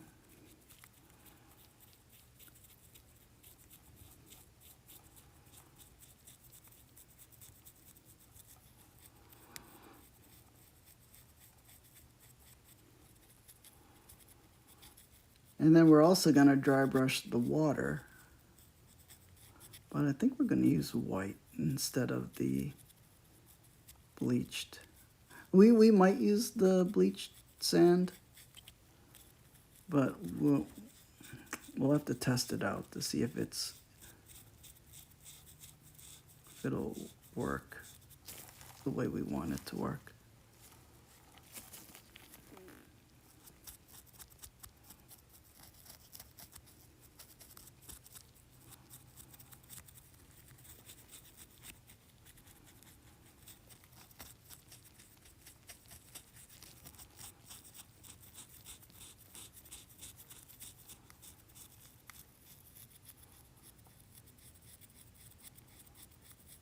We're coming up on 2 hours for the stream.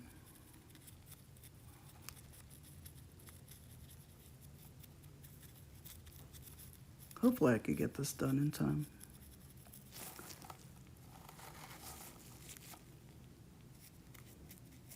I wonder what this detail is in the back. Is that a gun or not?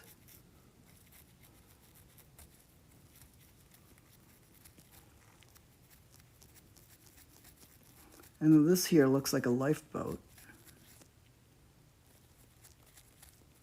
And I think these two things on the side are the torpedo launchers.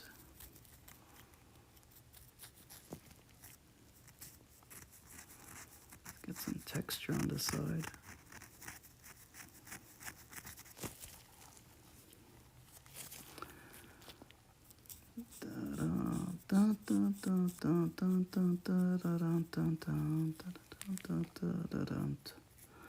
Bum bum ba da dum dum dum dum dum.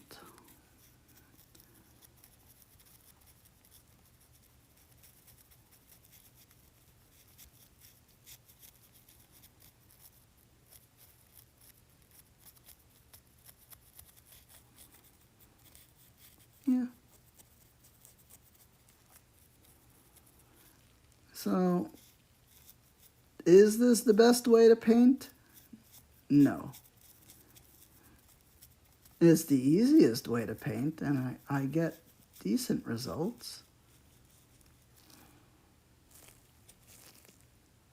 Yeah, speed paint, dry brush, a wash maybe.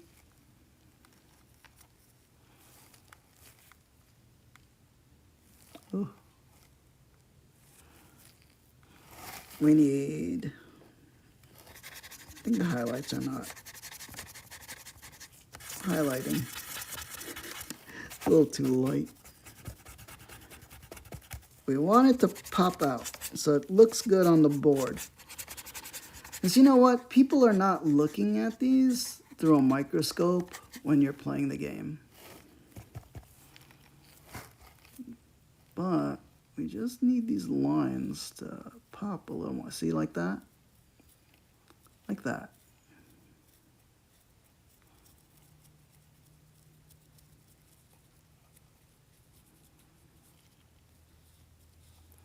We need the railing.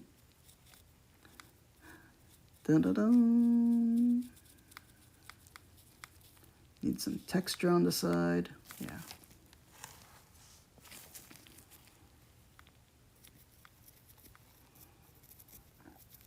So remember earlier when I was saying dry brushing will fix that? That's what we're doing here. So all the little mistakes we made, dry brushing is kind of gonna fix a lot of it. Well, you know, imperceptibly. It's just gonna make it look like, because I mean, if you're gonna hand line all of this, you know, more power to you, and you're doing it the correct way, but this is also a valid way to do it. Just dry brush it.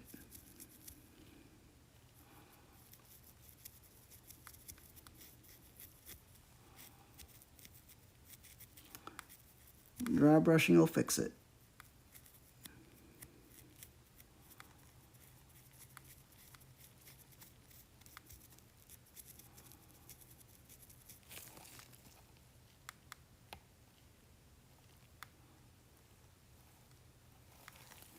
you know, as much of all those little details that we can dry brush to get a little more detail out of it, the better. Man, we need better light. I wish I had a lamp that just pointed straight down. Would be great. So how's it looking from a distance? I think it could use a wash, so we might put like a very light wash on it. But we have to finish the dry brushing. Okay. Did we do this one? Sometimes I can't tell.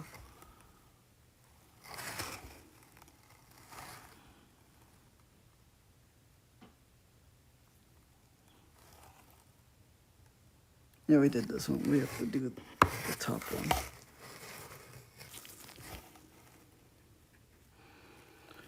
All right.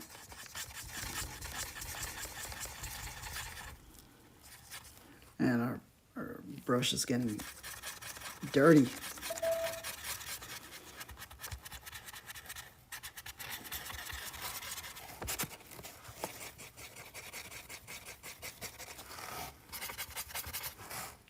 Okay, dry brush.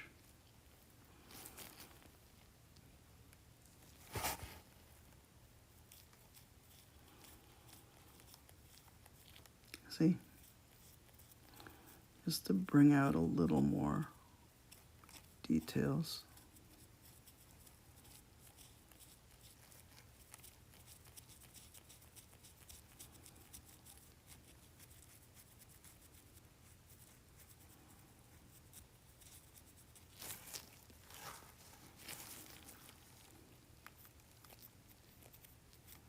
See how that gun doesn't stand out? We're gonna rub it till the gut stands out. There we go. Get the edges, get the smokestacks. I don't know what they call this. It's like a bridge observation deck in the back. Like this is the bridge, main bridge, and then there's like another bridge in the back, so to look rearward. I wish I knew Navy stuff, but I'm only just learning.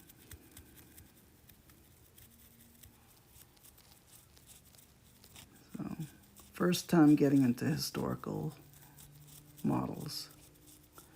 Science fiction stuff is easy, because you just make it up. But historical stuff, gotta learn. We need to define this line a little more.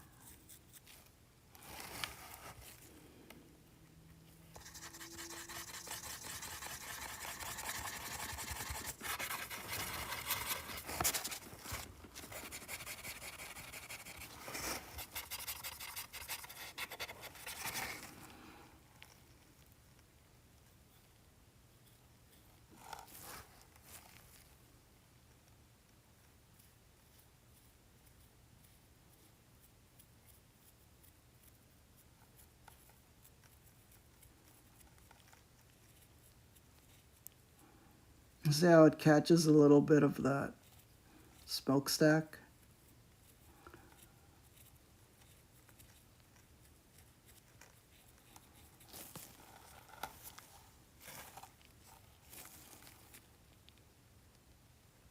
Just to imperceptibly line it, and then just adds a little something.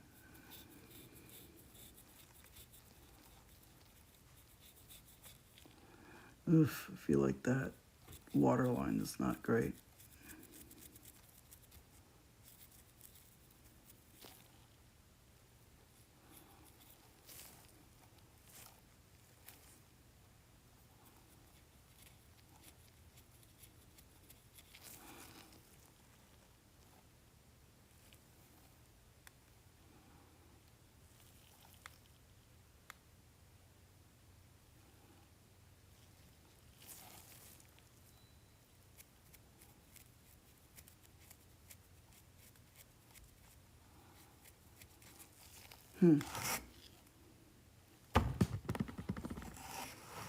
It's looking all right to me.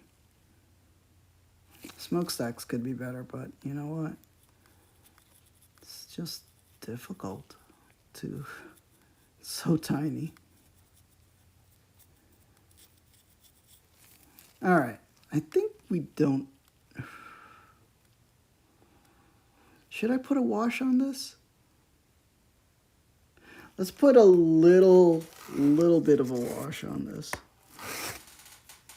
All right, how do we go about doing that? Let's use some, we'll test it out with black speed paint, watered down.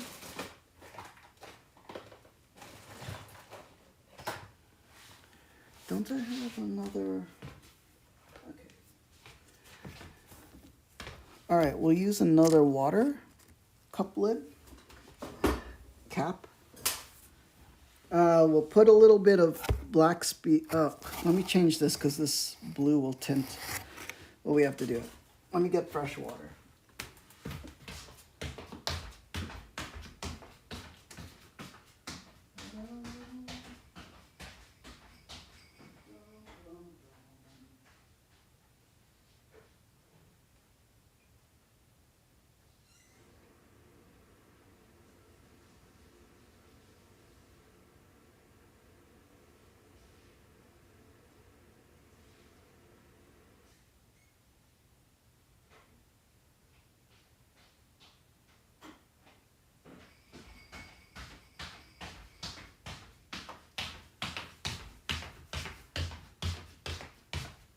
All right.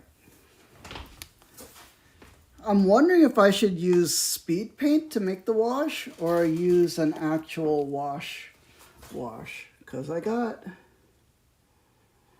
shadow wash.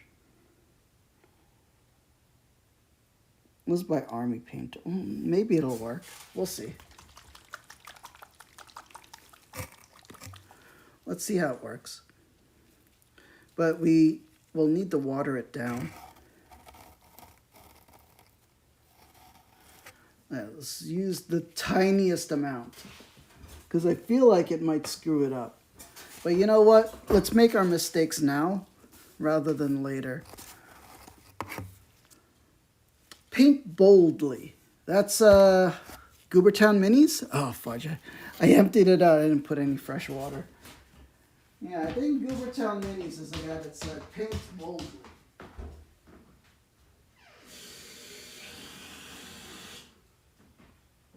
So, I mean, if we're going to make mistakes, let's make mistakes. And then we learn. All right? Dun-dun-dun.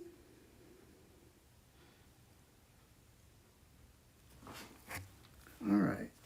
Let's get this. So we put some of the wash in here. There's a black wash. Let's thin it out like by a lot.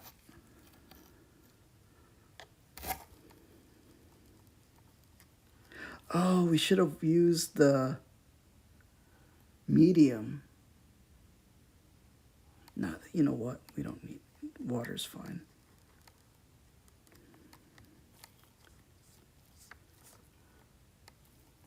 So like, I don't know if you could see what I'm doing. I'm like seeing what it would do. I think it needs to be a little more water. Okay, let's see how it works. Okay, we'll start with the bottom one. Well, okay, see this? Let's, what happens if we put a wash? See, it adds a little more dark. That's kind of what we want. So we have highlights and we have dark.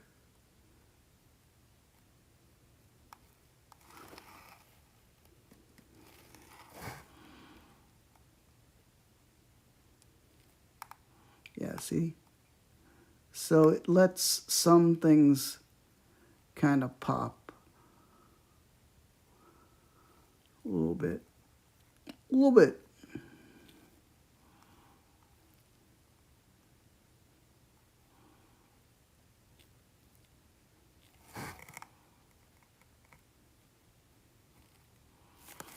Okay.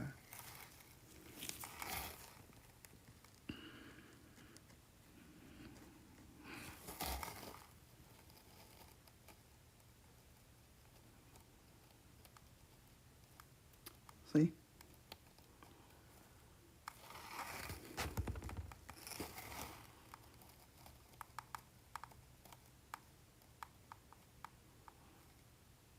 Huh, maybe using a... Nah, I think we're overdoing it.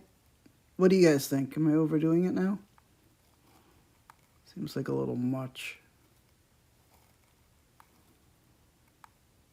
No, you know what? The highlights we put, and then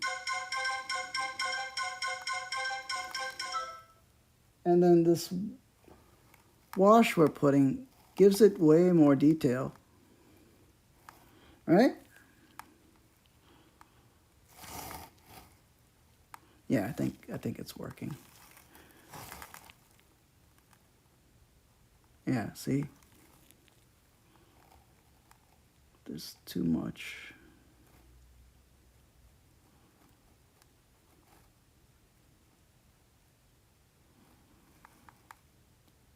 Yeah, you know what? That works for me. Okay. All right. So let's make more of the wash. So we're using shadow wash with some water.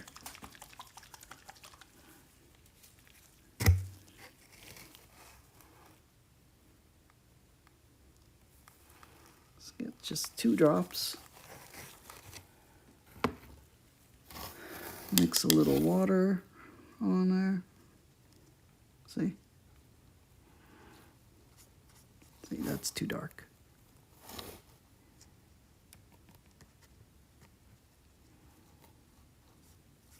Still too dark. I think I should have only put 1 drop.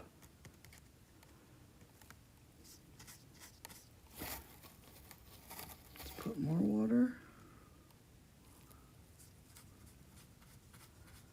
Getting there, okay.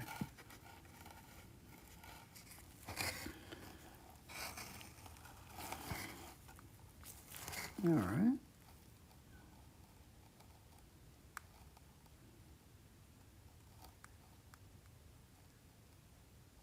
It definitely makes that gun pop and the bridge.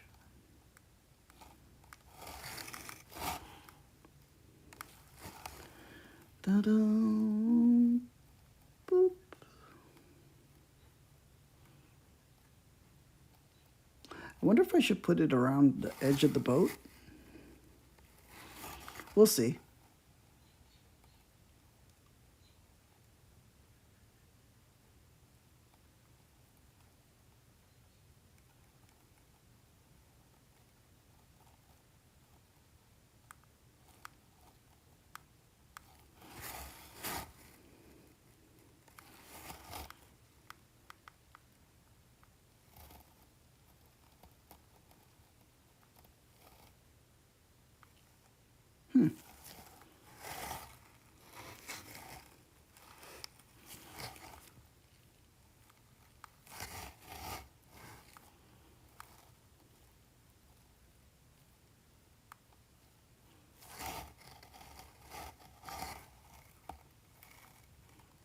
It's not focusing, but you know.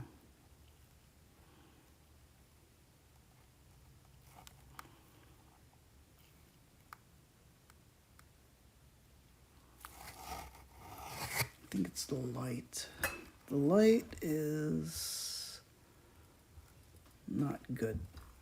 See, the sun went down, and I do have the light on in the room, but there we go, that's better.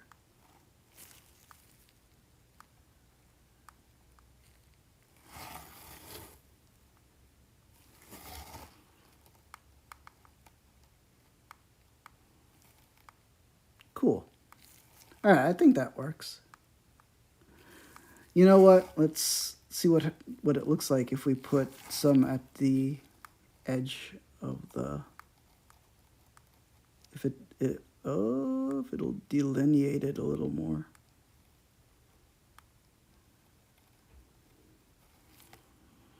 Does that look good or no?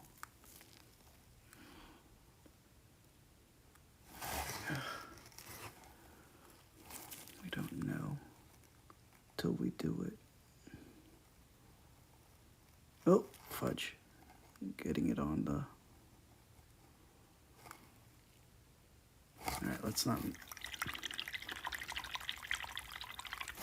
Doesn't have to be perfect. Okay. There's still more dry brushing to do for the water. And then we have to paint the base rim.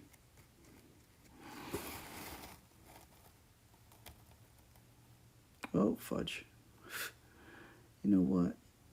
Whatever.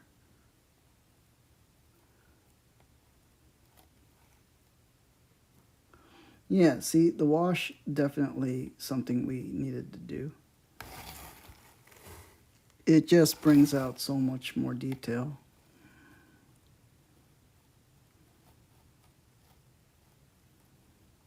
Why won't it? There we go.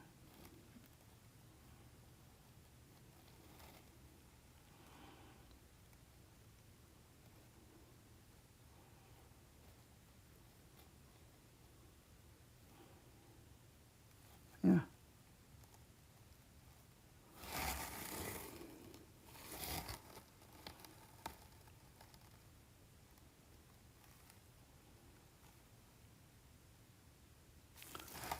All right, it's working.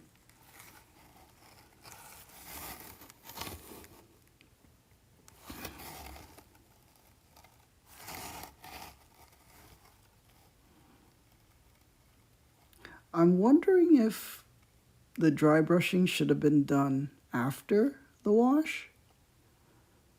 But now I'm thinking, you know, maybe? But no, I think this is fine.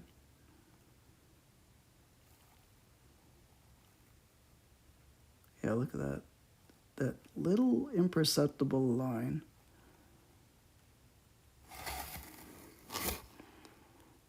And that's what a wash does. Let's try to get the...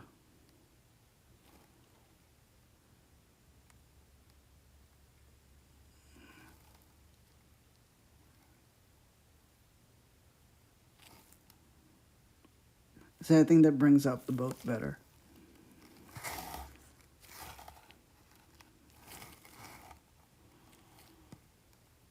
All right. And on an actual ship, the waterline, there's usually a paint division of like red or black to denote what a waterline is. This is, you know what, I'm pretty happy with how that looks.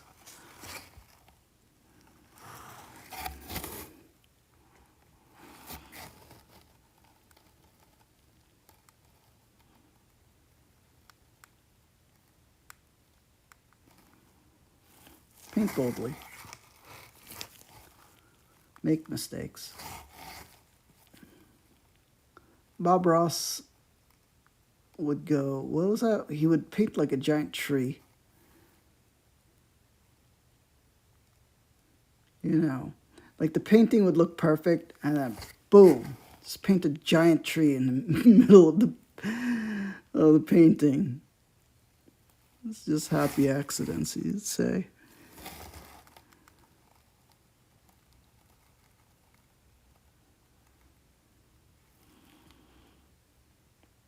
Yeah, okay. To me, that's all working out.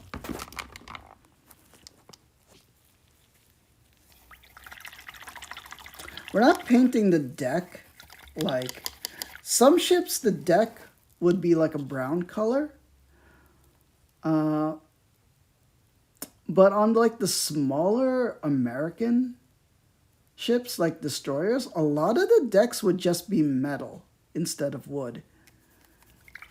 It would just be the steel deck, and like it might have a texture coating on it, but it would just be painted the same as the ship. Like I've been on the Intrepid in New York City. It's the World War II Essex class carrier, and they made it into a museum ship. So you get to go on it, and go all the way. You could even go up to the bridge, where a guy will tell you all about the ship and stuff. And a lot of the deck is not wood. It's just textured steel. Like the same color as the ship. Alright, that needs to dry for a little bit.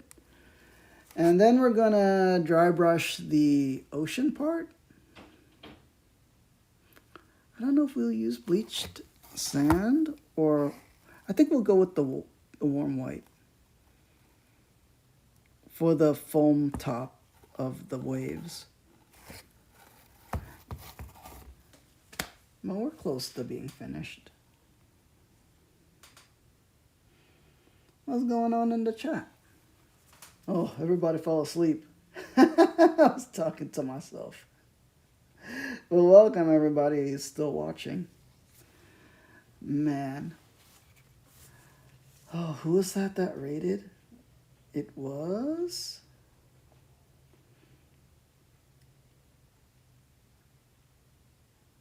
View more messages. Oh, man. It was...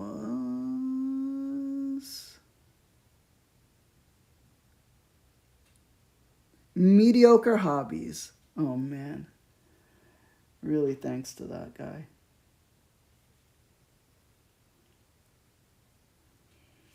That's what makes Twitch fun, is hanging out with people and chatting.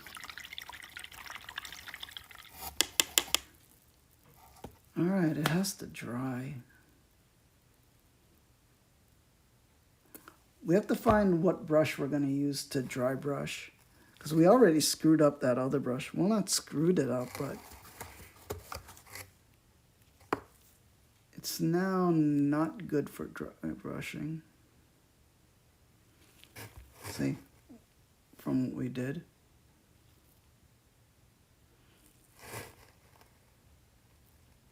I wonder if I should wash this out. Yeah, let's wash it out, and then it'll dry. All right, hold on. Let me wash up this brush, so then we can dry brush the water.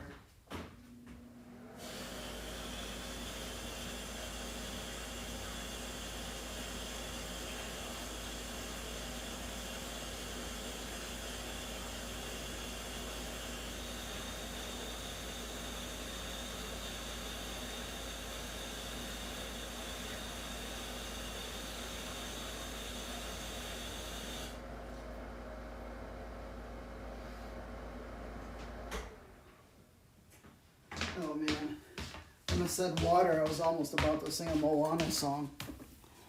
You know what? I will sing a Moana song.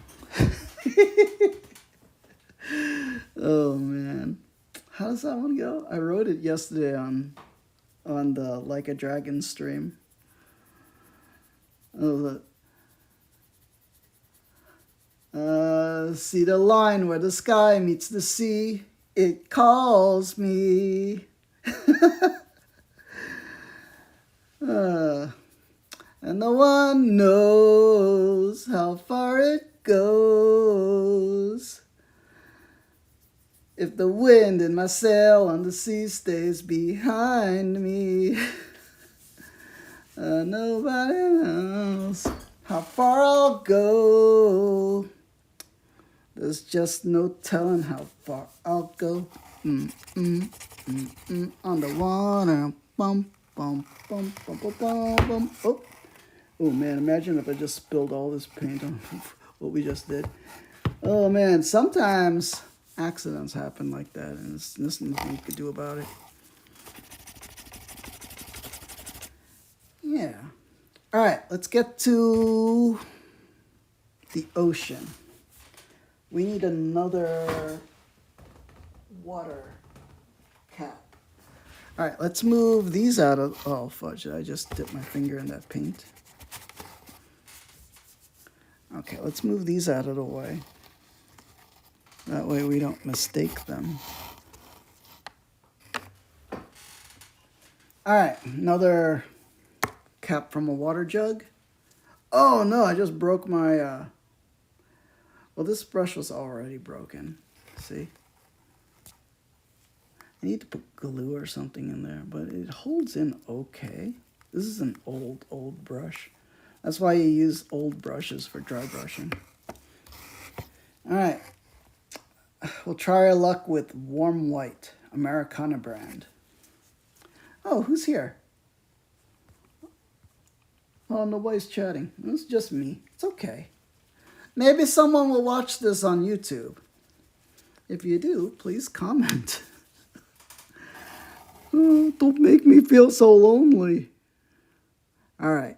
We got some white.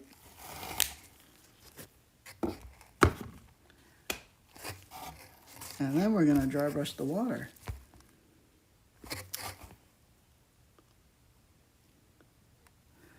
All right, now I got to dry brush that. Oh. Why? Okay, better. iPad was tilted. See, scrub off as much of the paint as you can. Let's move this a little more. Some on the paper towel. You want to remove as much as possible. Okay.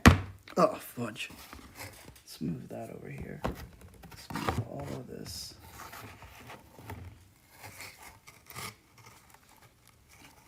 All right. Man. Looks good. I would say it does. Oh, it's still wet. Well, we'll try to dry brush it anyway. Let's see what happens. Lightly dry brush the water. Just to make the peaks of the waves stand out. I know everybody on this island has a role on this island, but it's the worst lyrics ever written. Freaking Lin-Manuel, what's his name, Miranda? Lin-Manuel something? I know everybody on this island has a role on this island. Maybe I can roll with mine. Everybody's happy on this island. Da-da-da-da-da-da. Maybe that's by design.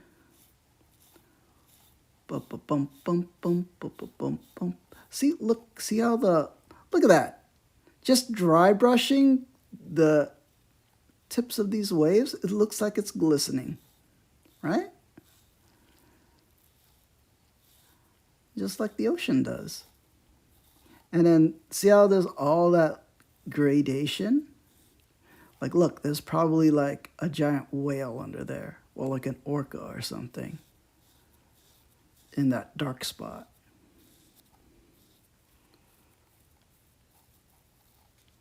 You know, and do this part slowly. You know, and just see what little details start popping. You know, be your Bob Ross.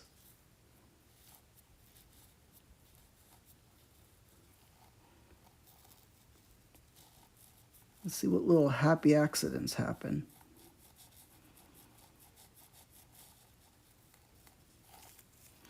You know, you don't want to get a big blob of white paint to just blah. You need to do this. Like, get a little blob of paint, rub it all off. It's so weird how, you know, you don't need a big blob of paint, but rub off as much of that as possible. Until there's just almost perceptibly nothing on the brush. Rub off on the paper towel.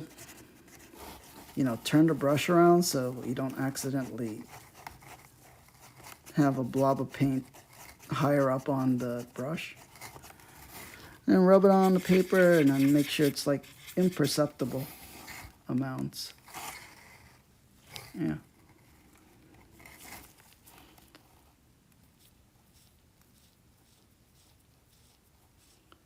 Yeah. See? You don't need too much. You just need these little bumps of white waves. Although we do need some closer to the ship to make like a bow wake.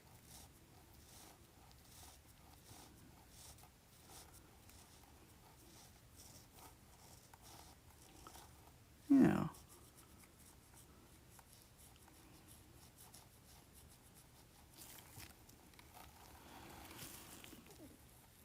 So let's make that stand out a little more.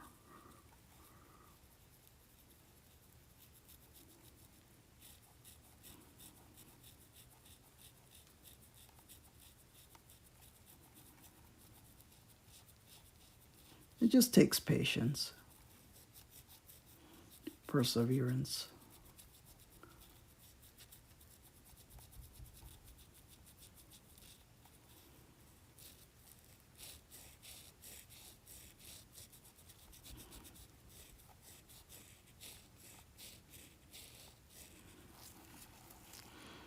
See the difference from like these fronts and the sides and then from the back, where it's like nothing.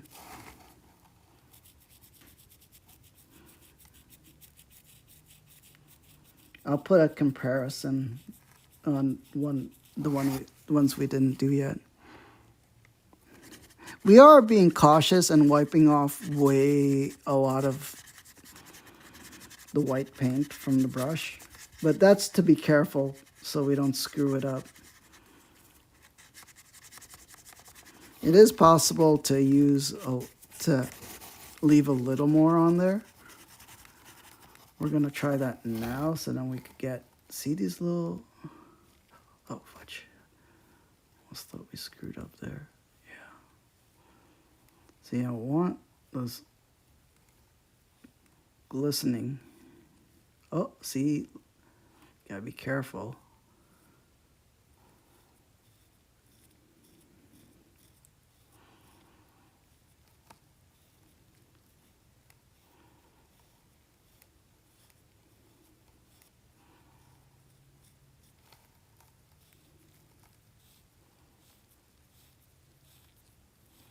I want there to be more white churning waves.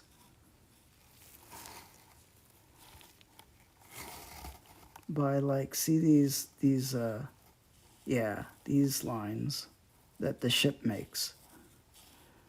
These wakes.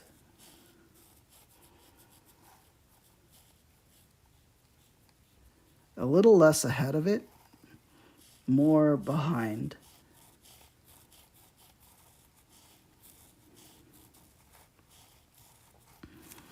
See?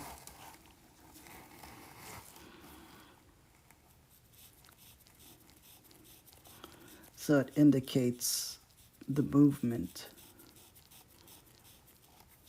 the motion of the ocean. Oh, man. Okay, let's get a little more.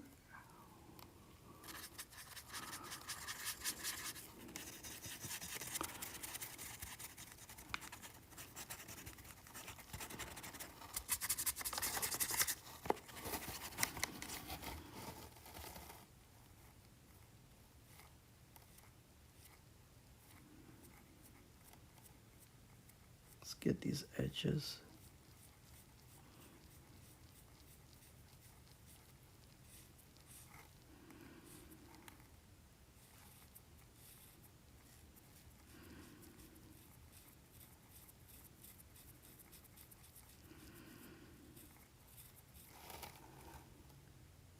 Should I come up close?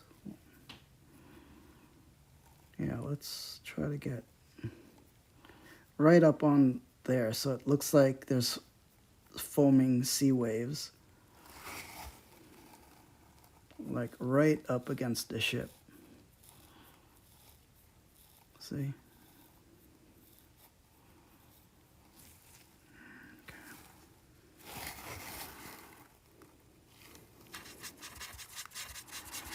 lot of effort for a tiny thing.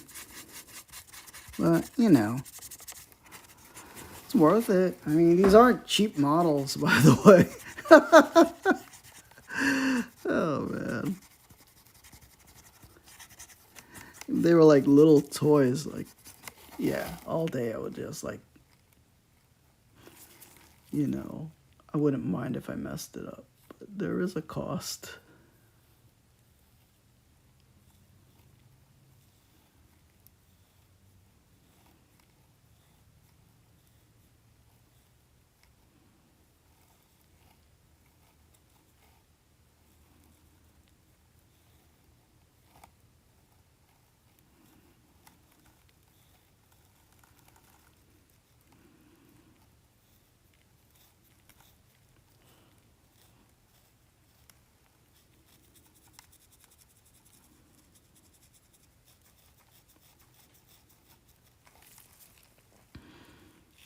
See, on the back of a ship, there's a lot of churning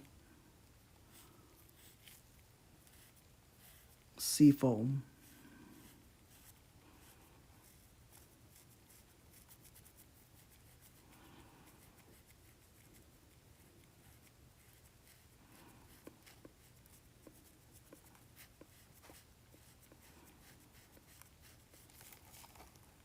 Let's look at a comparison.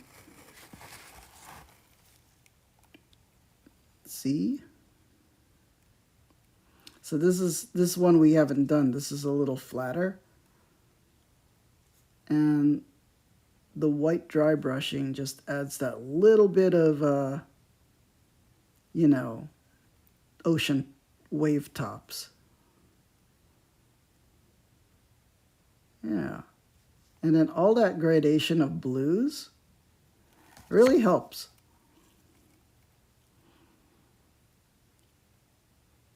Our ship's looking pretty decent. And then it looks so much nicer with the water. Like, basically done. How do you know when you're done, though? Well, someone talked about art.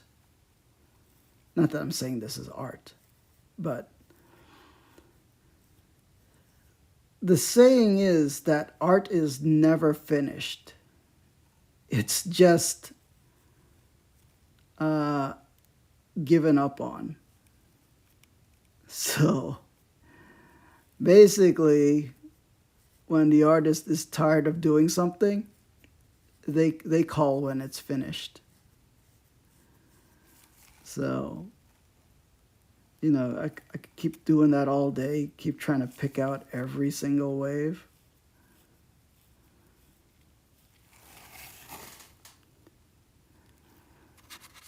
But eventually, you'll just get tired of it. And just call it there. And then it's done.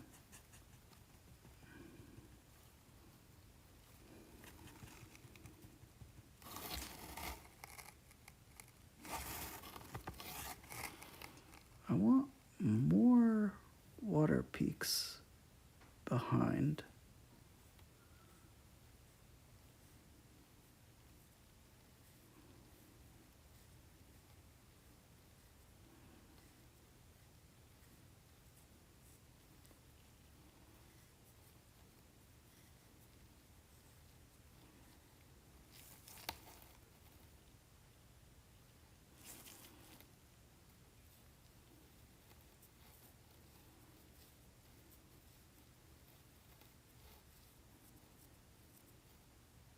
Oh, somebody's...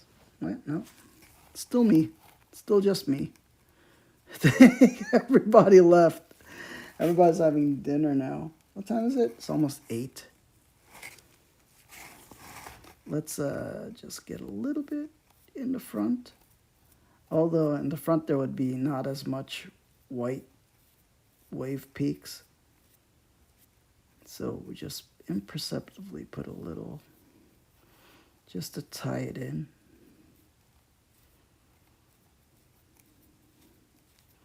And then more on the side.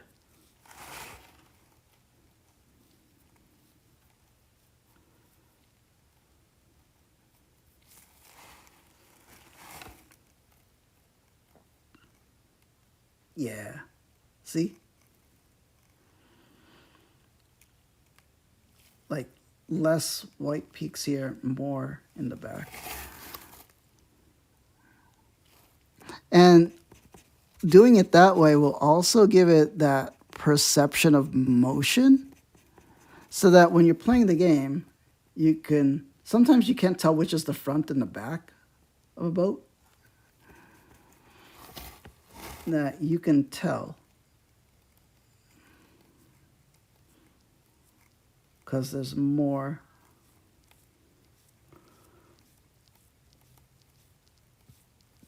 foaming, churning water in the back. Party in the back.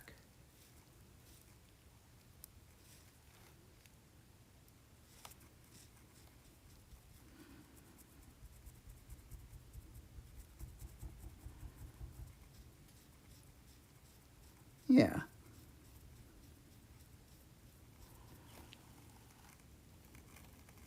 Yeah, I think that helps. See?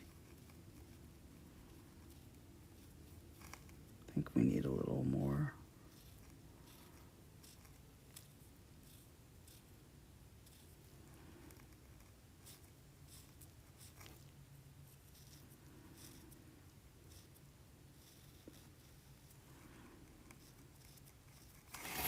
More.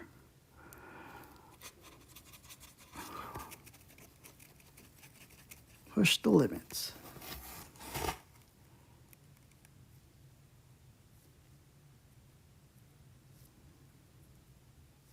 Like right there in the back of the boat is the propellers. Because boats have propellers too, not just airplanes. It's just the boat's propellers are in the back and underwater.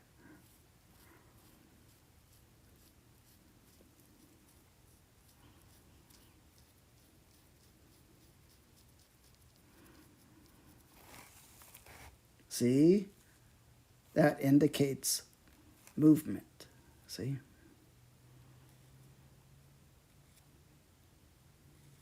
A little more.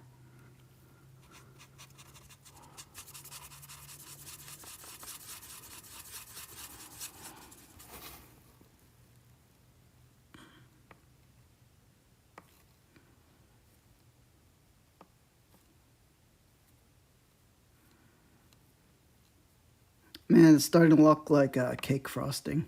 Man, I'm hungry. I would love a cupcake right now. Yeah, there, see? If you had it on the tabletop, that indicator would be like, ship's going that way. Cool, right? I think we're gonna call it here. It's almost 2 hour, 40-minute stream. The only thing left I would do, like I would call the ship done and the ocean done. I would just have to rim the base and the bottom of the base with this navy blue, and then pick out the wording. The way you would do that is you would just like dry brush that. Like, for example, we have white here. You just dry brush that and the words should pop right out.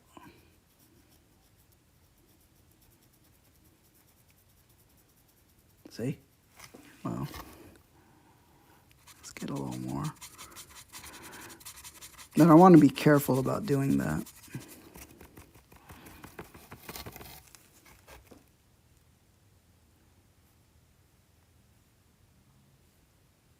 That was a little too sloppy, but you would kind of do it like that, and then the name would pop out. Clemson Destroyer. Oh, we gotta rim the base first. Potato, hello. I'm just about ending. But yeah, the basics of our ships are done. The only thing I would have to do is I'm gonna paint the rim of the base in a dark blue color. This dark blue, navy blue. But basically our ship and our water is done. See? Clemson-class destroyer. And then we do the other one on the other side too, but we still have to paint the base. But I think the details came out pretty well. A lot of effort for just like this tiny thing. Yeah. Cool? Thank you, Potato. Here's like, this one, we didn't do the water yet, but see how I did the water? We dry brushed white over the blue. And then we put more white in the back of the ship to indicate more propeller churning. Yeah. But basically we have to do that for all three of these ships. So, but this is what our finished product would look like, except the rim of the base we still haven't finished. But yeah, we're getting there. Now, right now it's just the busy work of just doing the side of the base and the bottom of the base. Yeah. But the ship and the water this is our finished product here. And we just have to replicate it on the other ships. See? Kind of cool. All right, I guess this is the thumbnail. Well, maybe I probably have to take a photo of this or something. But otherwise, this probably the thumbnail. Looks good? Thank you, Potato. We're doing Navy stuff. But I plan to do these streams every once in a while. So I got other stuff. I got fantasy stuff. I got robots and science fiction models to do. So we aren't always going to do like this one thing like ships. So I want to do more of these streams because they're a lot of fun. Yeah. All right, everyone. And we're going to call it here. Almost a 2 hour 45 minute stream. Back to the war game roots? Yeah. I was playing World of Warships yesterday. You know why? Because I got into an audiobook called Tin Can Titans, all about these small destroyer ships in World War II, and it's so interesting. Oh man, yeah, Tin Can Titans. Let me get my Audible up on my phone. This here, Tin Can Titans by John Vukovitz. I'm on chapter 6. Pretty interesting. Oh, man. All right, everyone. We're going to call it here. I hope you had fun watching. Yeah, I'm going to do miniatures and model kits every now and then. Maybe some Gundam stuff. Yeah, it'll be fun. So, if you enjoyed this live or as a past broadcast, please consider giving me a follow and making a new friend. Please check out my YouTube channel. I need subscribers. Oh my gosh. It's a little inactive, but you know. Check out my pictures and YouTube shorts of miniatures and models I put there. And also on the Instagram. Yeah. And to all my peacekeepers, especially everybody that followed today, and there was a big like 30 plus people raid by, what was it, Mediocre Hobbies. Yeah, thank you for the raid and everybody that I chatted with, especially Potato and Taj and White Wolf. Who else was here? Kabrinsky. And I think Plutonium? Oh, man. And thank you for everybody that also followed on the Instagram. I'll catch up with you guys there. And everybody that followed today. All right. A big peacekeeper salute to all of you. Peace angels in the chat. May the angels protect and guide you. All right, I'll see you again soon. Thank you, Potato. Thank you, everyone. Have a great night. Peace.